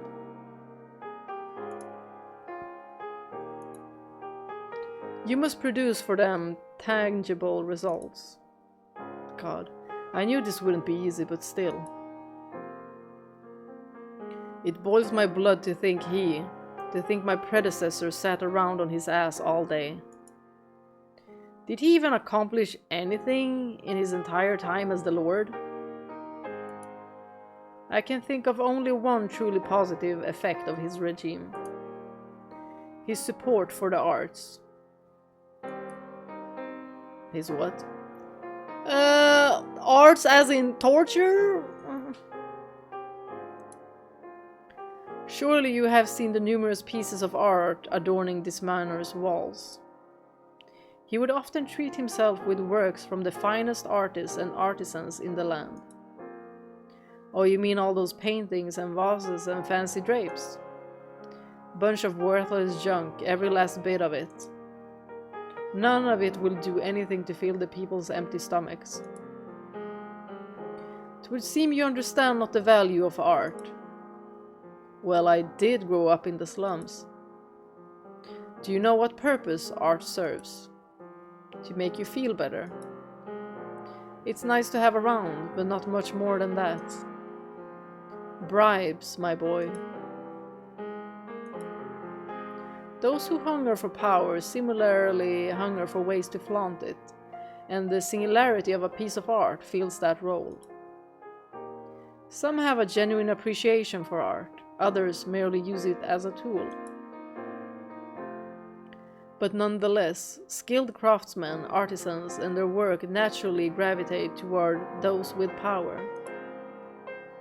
It would be wise for you to consider dressing somewhat less pedestrian soon. Now we should be able to put the former Lord's possessions to good use in helping you build up valuable relationships. You mean start handing out bribes? Indeed, but remember, they are negotiation tools. You must use them where they provide you the greatest returns. Negotiation, huh? Alright. I think I see what you're getting at. If I want to revitalize the city in a year, I'm going to need help from my good neighbors. In exchange for provisions and workers, I offer the various counts pieces from Barnier's collection. Sound about right? Precisely. My, you are much cleverer than I would expect of a man from the slums. Now if only you would become accustomed to this manner of thinking, you could become a fine leader in short order. I appreciate the concern, old man. I will dispatch messengers and arrange meetings with the counts so we can begin anon. And I hope I do not have to remind you, but you will need to be very careful with your words, Lord Barnier. Yeah, I know. Literally the worst identity you could ever take. Becoming Lord Barnier. Literally the worst. Ah. Ha. You seem quite tired, Lord Barnier. You think? Every day I have to go meet with someone new, and I spend all my travel time learning how to read and write. It's enough to exhaust anyone. This is necessary nonetheless. Illiteracy will only... Yes, I know.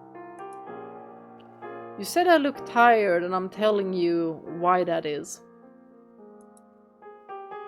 I never said I had a problem with it. I overstepped.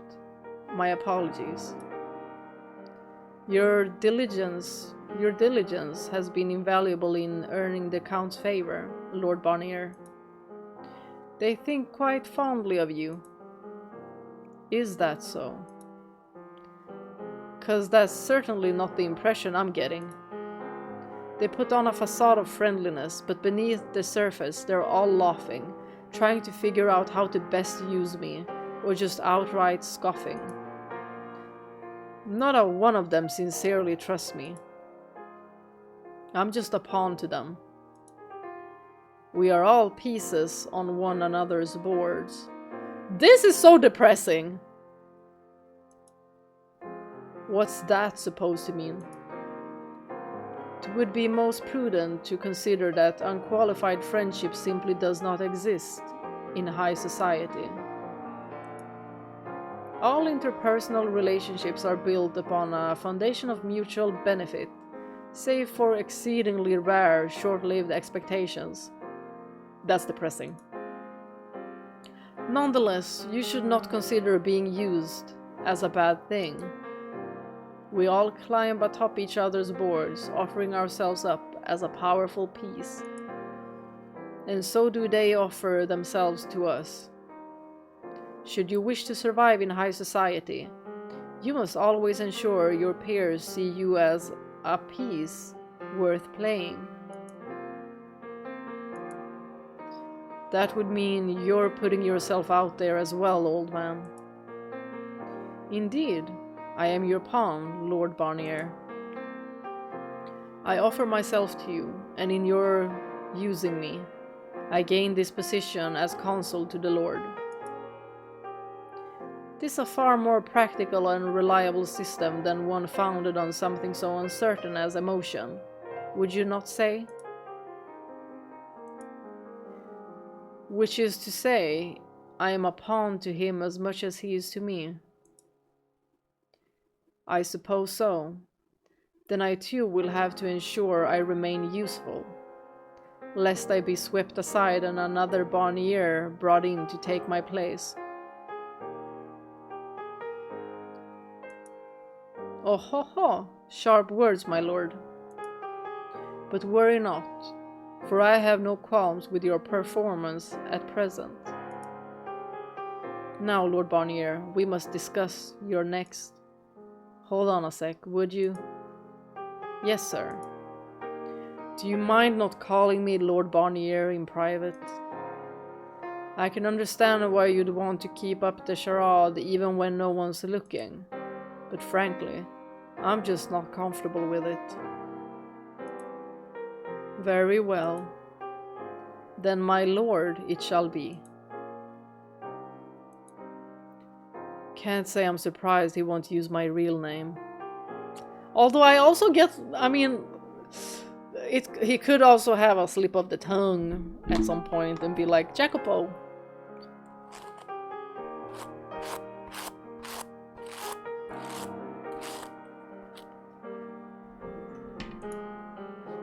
But still. Yeah, that'll do. Thank you. Not at all. Now back to business, my lord. It took long enough, but we're finally starting to see some real progress. Who knew negotiation was so much work? You should be proud of your accomplishments, my lord.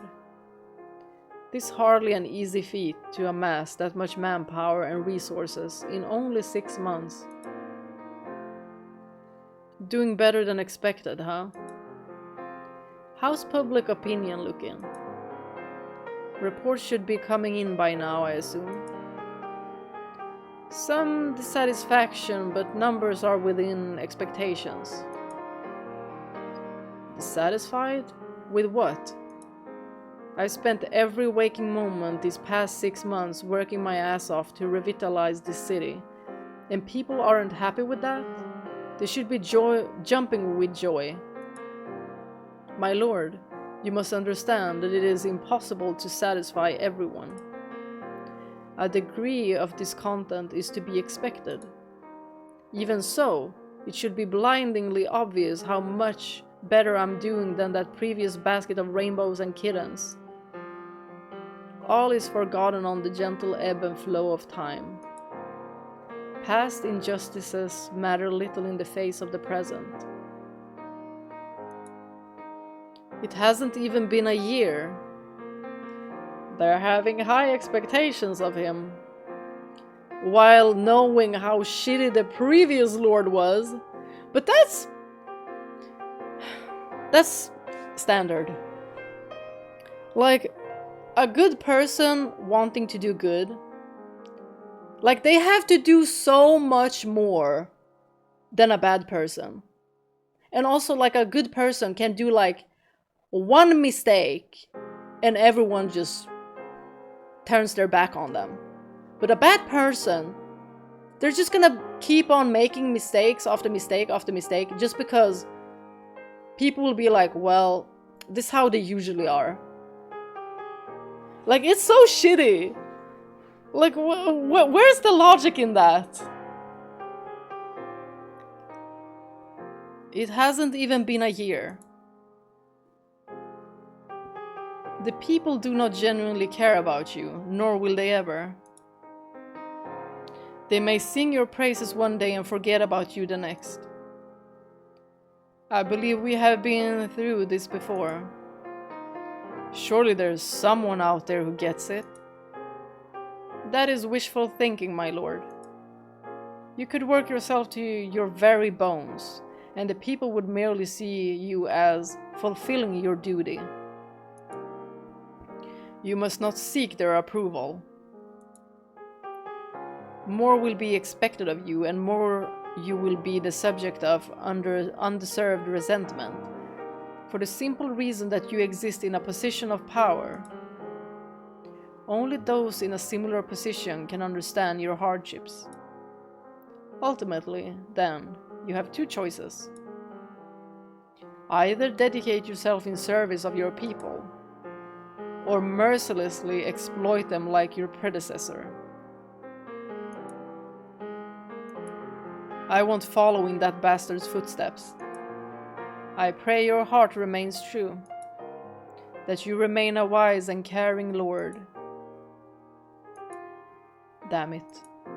So what specifically aren't people happy about? The foremost is food shortages. This was anticipated, and all we can do is ask them to persevere. The second comes from the upper class. Go on.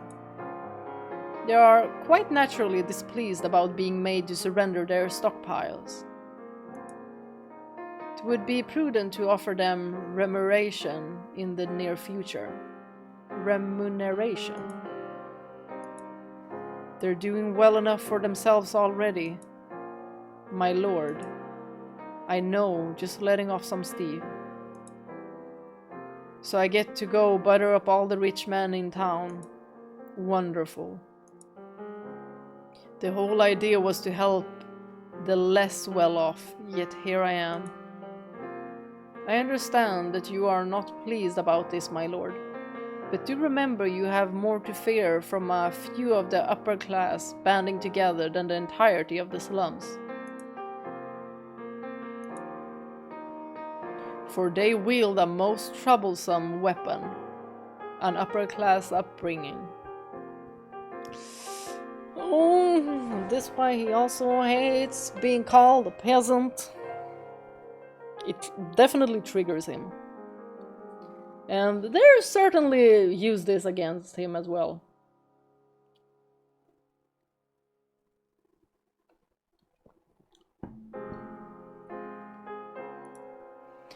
They know precisely who to tell and what to tell about you to tarnish your reputation in the blink of an eye. And do not placate yourself by thinking the common man will see through the attempts to undermine you. Even if they did, an unlikely supposition, they could do nothing to counter it. They are powerless. But it was the people at the bottom who pulled most of the weight organizing and executing the revolution. It was an exceptional set of circumstances that allowed the revolution to take place as it did, not the least of which was the Lord's status as unequivocally evil in the eyes of the people. You will not find them all agreeing on anything so readily now. Alright, I get it. The point is, I gotta win over all the rich people or my whole operation's going to come to a grinding halt, right? So as much as it rubs me the wrong way, I'll do what I have to do. A wise decision, my lord. Is that the last of the complaints? No. The influx of immigrants has caused an increase in general unrest. Of course it has. I bring them in to help with the restoration effort and they go and cause their own new set of problems. It's like I'm chasing my tail here. So long as there are people under your authority, never will you be completely free of strife. You can't be perfect in this position. Someone is always gonna be mad at you. You're telling me. So would increasing the guards' presence in the city help keep the peace? Most of those with the training necessary are already deployed, meaning you would need to have new guards trained from the ground up.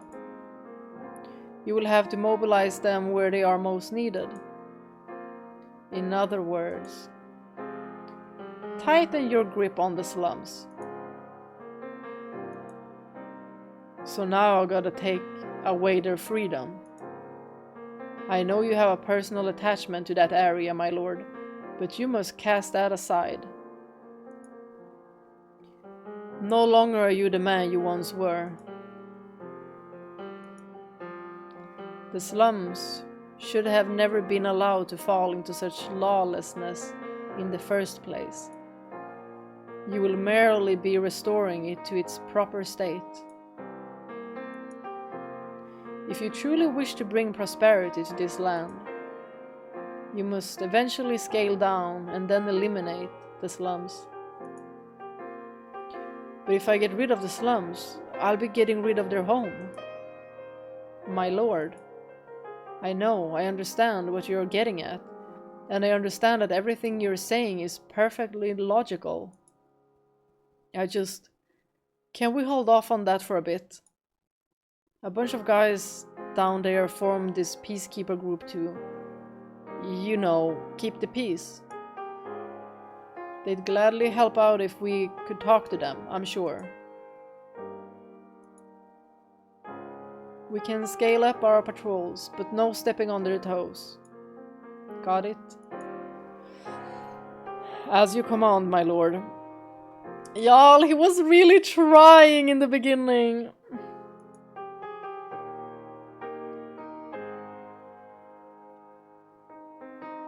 And here we have his new look. I quite fancy this new look. He looks handsome. Hard to believe it's been a whole year. It feels like I only just started yesterday, yet also like I've been doing this forever. You are looking somewhat worse for wear, my lord. I think he looks better. Do I? Who am I kidding? You're right. On the other hand, you don't look like you've even lost an hour of sleep this entire year. Goes to show how inexperienced I really am.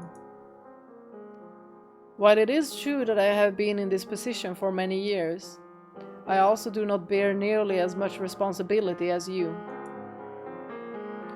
I merely stand in the background and offer you small pieces of advice. All the while, you face the crowds directly, negotiate with counts, make dozens of difficult decisions. If there is one thing I have learned in all my years, it is that I could never begin to imagine the weight a ruler must carry. Never mind one who was never raised to take the throne and thrust himself into the labyrinth of politics and high society. It would be a greater surprise if the trials had not taken their toll. That reminds me, Barnier was lord for a full decade before we took him out, wasn't he? And as I recall, he wasn't as much of a despot early on. If just 1 year has taken this much out of me, how much longer before I'm no longer able to act like a reasonable human being? No, don't think like that, Jacopo. Actually, forget it. What matters is that we seem to be doing a good job minimizing discontent. Indeed, you have successfully made it through the first year. The city is decidedly more presentable than it was when you took the throne. There are precious few who could replicate your accomplishments in such short time, my lord. You would do well to take pride in your work. Pushing to do everything so quickly has taken its toll. The people are worn thin, slaves are dying by the droves. I still have ways to go before there's anything I can be proud of. Slaves are the tools of progress, my lord. Tools do not last forever and must be replaced regularly.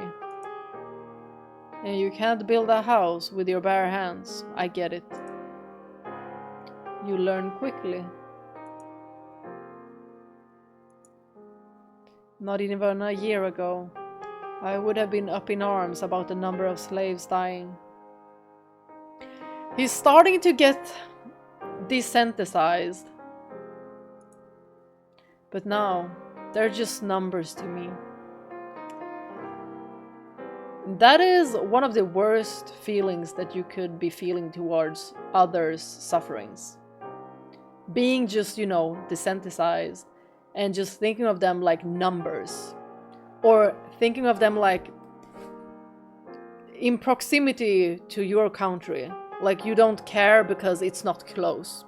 And when it comes close, that's when you care.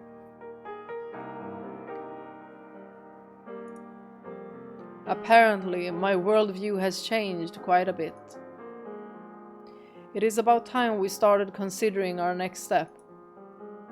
Meaning your efforts thus far have merely been toward repairing the damage caused by your predecessor. You make it sound like all this has just been warm-up. My apologies. I did not mean to discount your great efforts, my lord. I was simply speaking of the grander scheme. Yeah, I got that.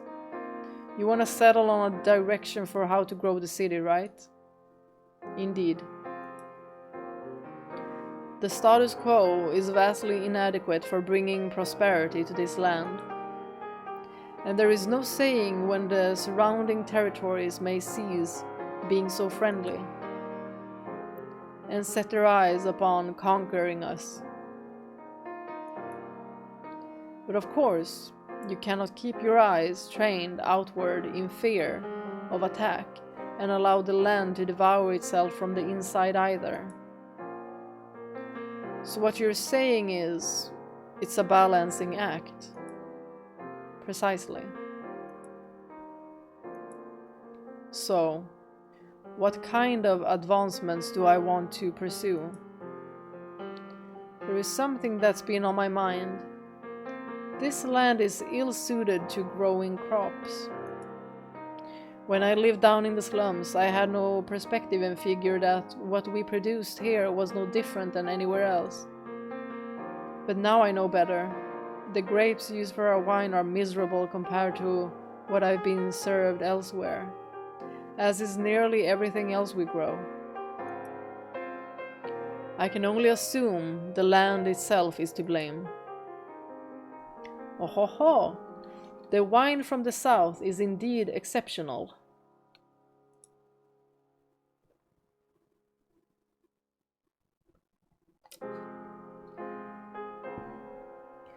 You quite nearly gave me a heart attack when you leapt from your chair in the middle of a meeting, shouting, "This is nothing like the wine from home."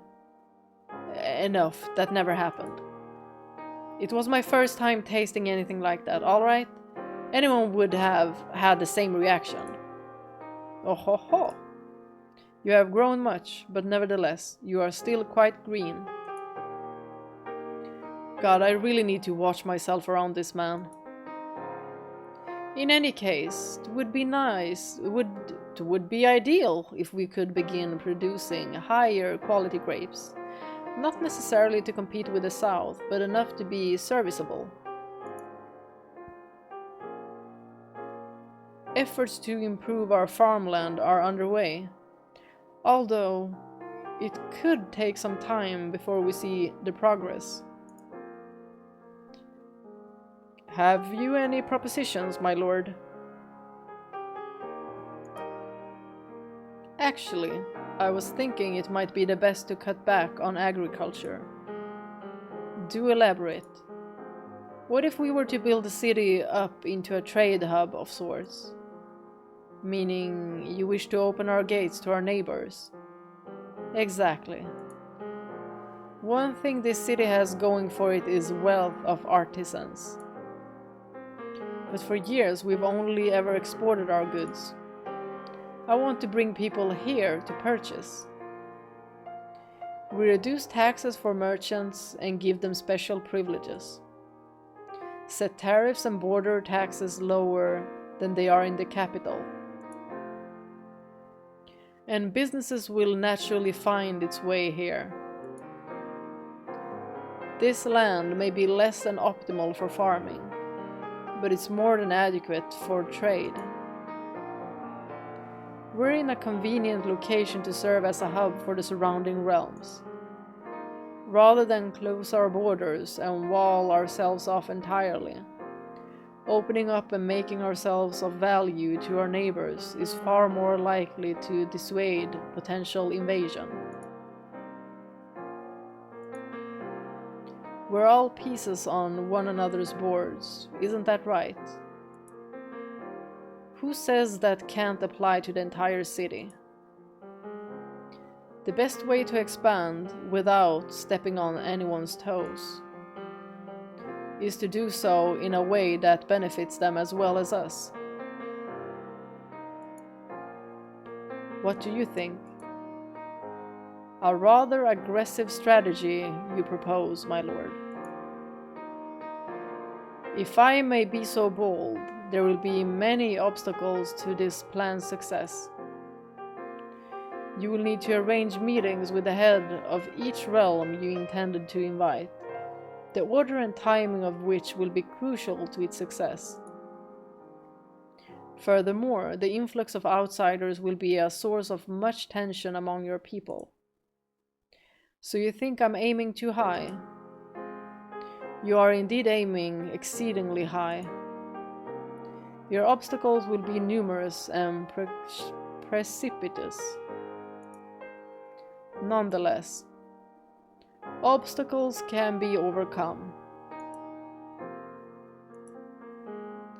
Your exhaustion is nothing compared to the weariness that awaits you down this path. Do be well aware of this, my lord. You're damn right I am. If I'm gonna do this, I'm gonna go all in.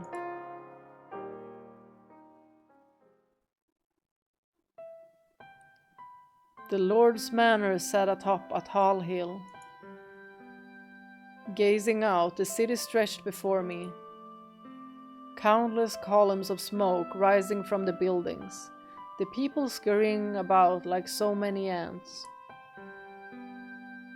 From up here, I had the perfect view of the bustle of the city.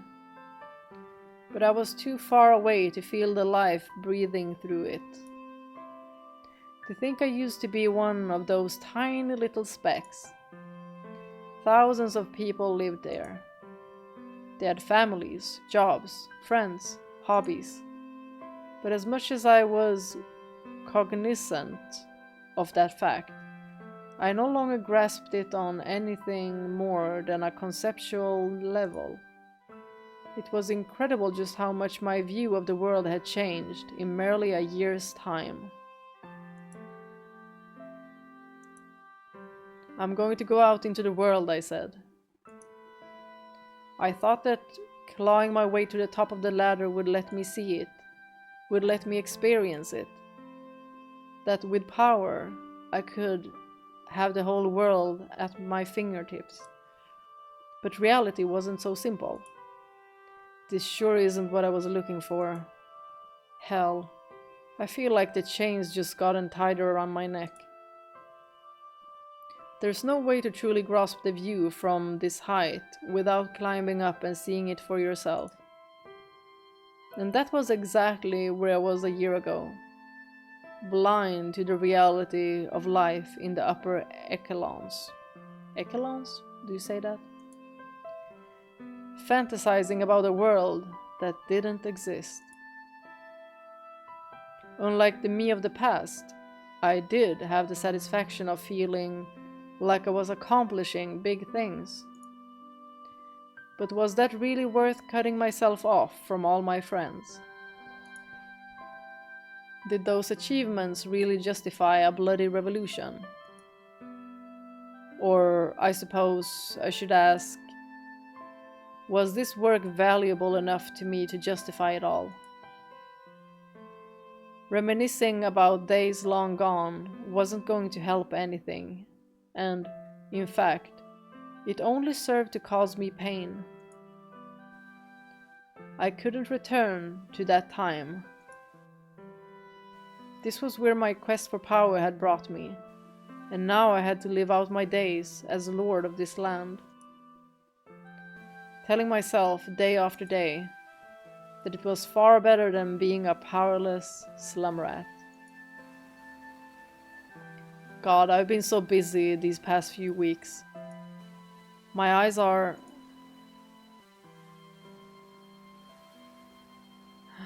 Flashback? One day I'll show you the world.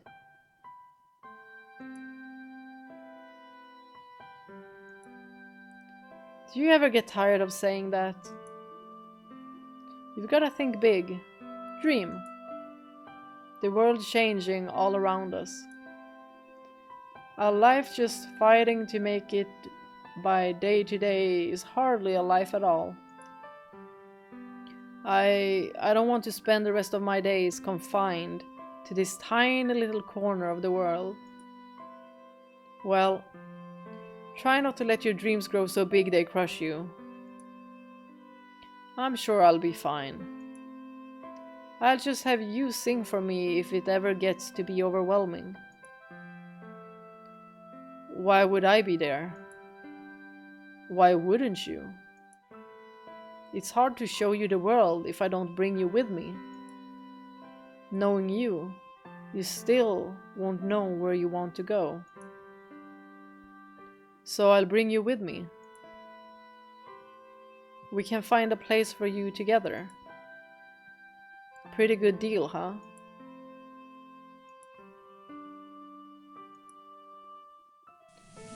I don't need to see the world. All I want is... And the wind was strong. We didn't hear.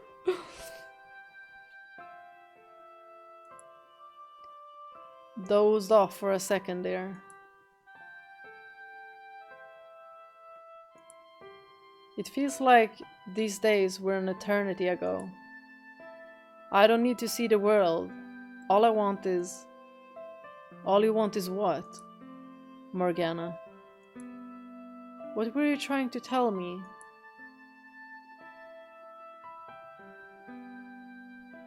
Man. It feels like a whole different place here now. You think? Looks like the same old nasty dump it's always been. He's talking about the whole city, adult. Exactly. Things are on the up and up in the city proper, but we ain't seeing a scrap of it down here. The heck's up with that? All the new shops are spilling out past the city border. The highway into towns turned into a full-blown bazaar. Oh, sounds nice. Is there anything in that damned head of yours? We're saying, how come we're still living like rats, if they got enough spare coin to build all that market space? Hell, with all these damn immigrants coming in, the slums are even bigger shithole than before. You know, I never thought much of it till now, but you're right. The gang's been a lot busier lately with all the drifters. And Jacopo, Lord Barnier, ain't showed his mug down here even once since he took over. I mean, I get that the bloody lord can't spend all day hanging out in the slums, but he could at least visit. Instead, he's spending all his time buddying up with the rich folks. And we used to be such good friends too. Wonder if he's planning to just not bother with us at all.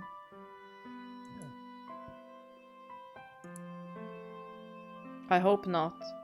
But that's sure what it's looking like. You think he'd at least throw us a bone rather than letting the merchants and upper class take coin baths in his coffers? Guess when he became one of them, he became just like them too. Feels like we're in the exact same place we were a year ago. He's no different than old Barnier. Yeah, they already lost hope. They already lost hope for him. Like, ah! Oh! He's no different than old Barnier.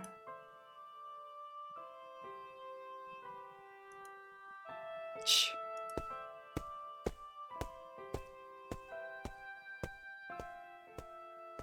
Psst, psst. God, oh, it's you. So you find anything?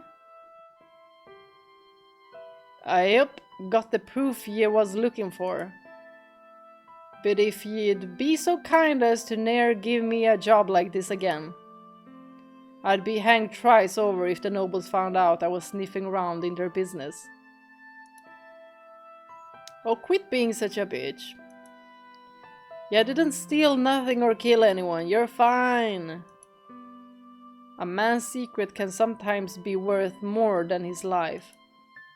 But on to business. Your suspicions were correct.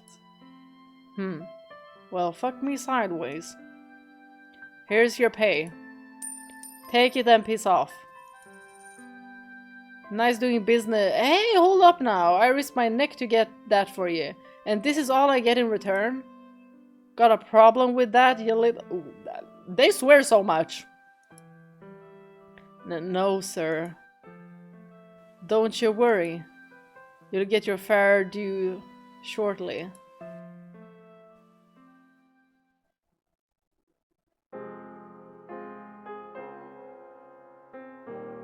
Oh, wow.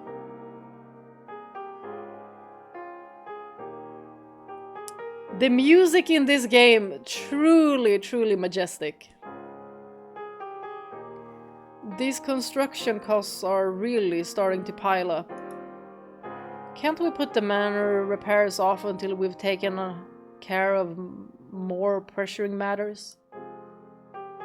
Like using that money to help the poor.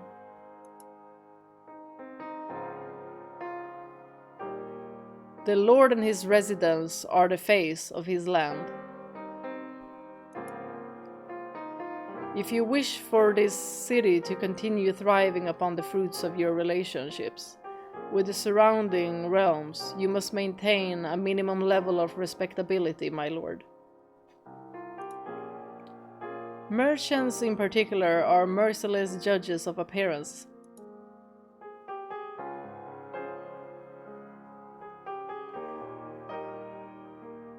Of this you can be certain, no respectable merchant will do business on equal terms with a city whose lord refuses to take care of his own home. I get that, but still, it's so much money. These are necessary expenses. To acquire the resources required to aid the lower class, we must increase the rate of production. Efforts must begin at the top and gradually work down. You must not be in such a great rush, my lord. The work you are performing is on a much larger, longer scale than perhaps that of which you are accustomed.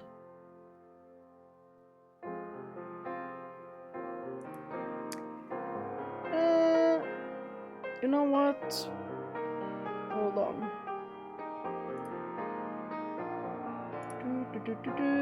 Bam.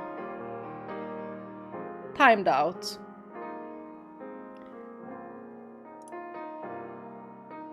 A little bit too spammy. You have a point. Then let the construction continue. I'm definitely coming to see just how crucial a bit of embellishment can be to surviving in high society. Every engagement is like throwing myself into a lion's den. Everyone surrounding me, measuring me up. They question my pedigree, some with their eyes, some with their mouths. Some even attempt to dig up dirt on me in order to tilt the scales in their favor. Oh yeah, and there was that one time when I was straight up shouted at right to my face. You're no more a damn noble than any of those other rats whose nest you crawled out of, if I recall. Not that he was wrong. I took the throne by force. It's only natural that people are going to have their suspicions. That I came from the slums is just the icing on the cake. I'm damn lucky if condescension is the worst treatment I get on a first encounter. And then there are the distant relatives Barnier lets slip through the cracks, slithering back up to assert their right to the land. There are a lot more people out to get me than I first anticipated. Do remain strong, my lord. I will always be strong. If I so much as let those wolves smell weakness, they'll pounce all over me. Like hell I'm going to let that happen. I won't have time to work on helping the poor if I have to spend my days fending off packs of bloodthirsty nobles. I must always appear strong under any circumstances. I, of all people, should know just how easily a lord can be dethroned. And I'll be next if I leave even the slightest opening. Oh! I have to do whatever it takes to make sure that's not my future. Oh, they really jump scared us there. Perhaps you should get some rest, my lord. Excuse me, are you insane? I have to review the construction budget so that... Allow me to handle that. I will get you something to drink. Perhaps a glass of that southern wine you are so fond of. It is quite sweet, perfect for alleviating built-up fatigue. I'm not fatigued. Come now, please take this request from an overly concerned consul, my lord. Fine, you win. I mean... He's also all alone up here, without any friends. All he has is his console. So it's very easy for him to slip into the other path. Like, not many people would keep on the righteous path. Except for Michael, because he's perfect. I love my Michael. Fine, you win.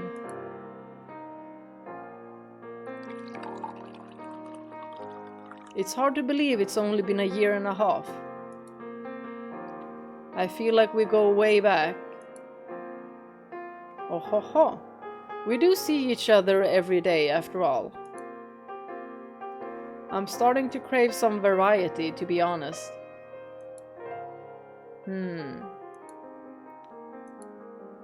I never found a good opportunity to ask you this, but... Yes? Do you have any family? Because if you do, you're more than welcome to have them live here. I appreciate your concern, my lord, but they have all passed away. All of them? Indeed. My entire family was eradicated at the previous lord's order. Once, and only once, I offered him my humble opinion. So infuriated was he by my insolence that he had my family murdered.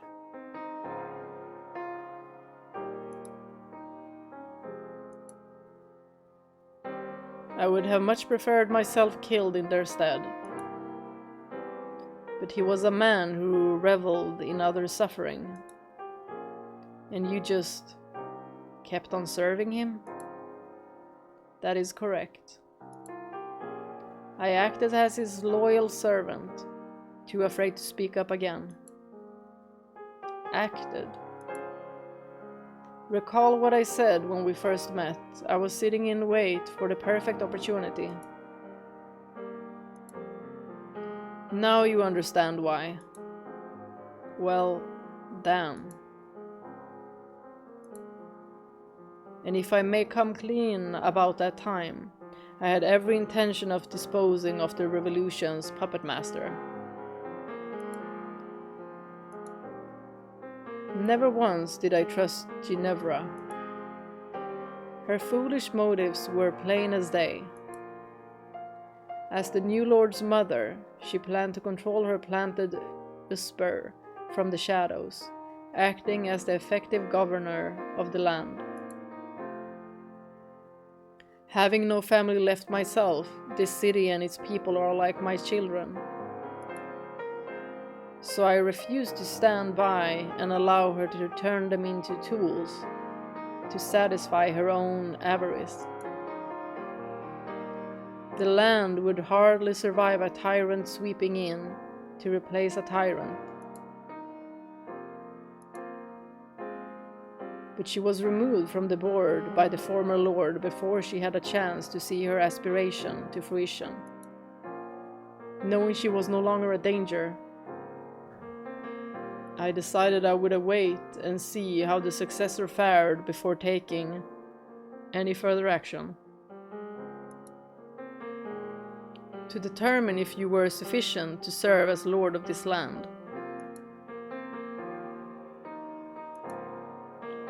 And I guess I passed, huh? Are you not upset, my lord? Nothing to be upset about. You never hid the fact that you acted in your own interests.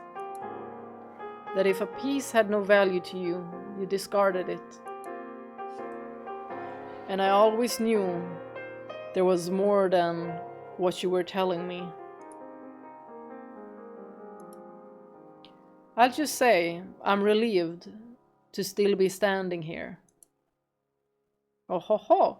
If only you knew how close you were to falling on the other side of that line. Am I really that on edge, after all the work I've put into this? While you do have a rare aptitude and strength of spirit, you are still much too easily swayed by your emotions. Tell me about it! Ergo, I shall continue to instruct you until you are able to fully satisfy my expectations. This rather curious, so oft do we speak, so great our time together. I have come to think of you as my second son. Oh, so he had a son. That must be horrible. Outliving your own children. Horrible.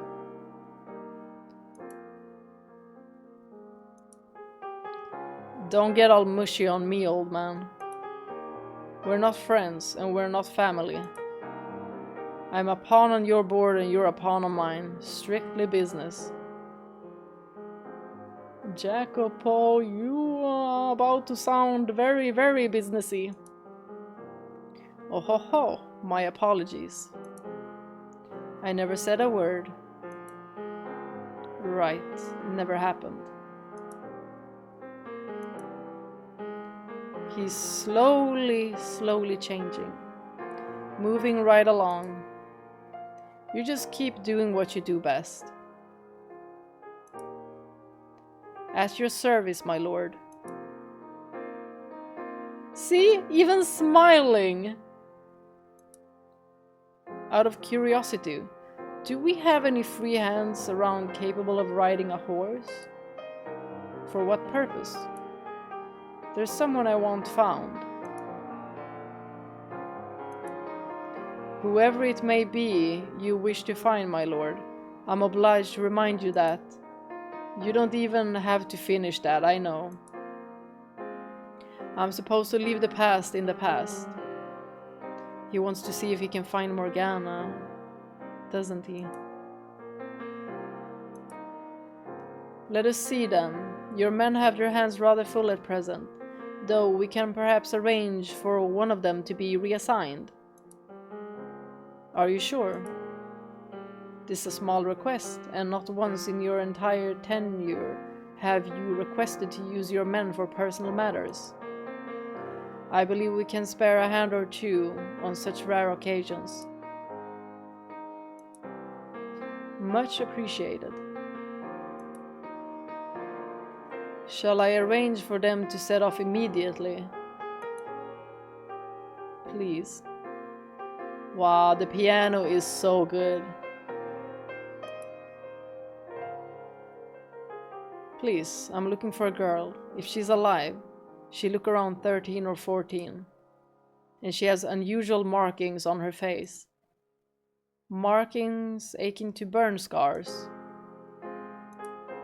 Barnier once imprisoned her in this manner. He used her as a prop for his banquets, cutting her up from head to toe. My guess is that the patches on her face are a result of Barnier's abuse. Indeed, I know the girl. I presume she had not survived the slave revolt. I take it you care quite deeply about this girl, my lord. Then allow me to offer my sincerest apologies in his stead. No need to apologize. Will you help me find her, Odilon? I will oversee the search operation personally to the best of my ability, my lord. I pray the girl is still alive. As do I. Unlikely as it may be. I'm just chasing after a sliver of a dream that shattered long ago. Well, at least he tried to search for her.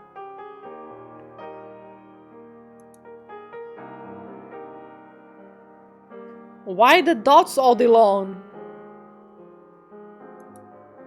That said, if you do find her alive, bring her here without telling her it's at the Lord's order. Mm-hmm.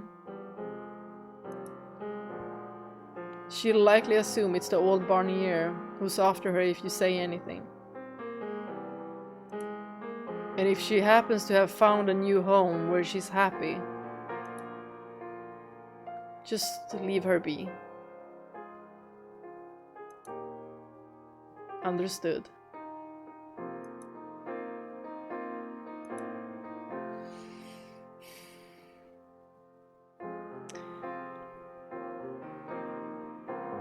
I'm gonna save here. I think this is the perfect time to save.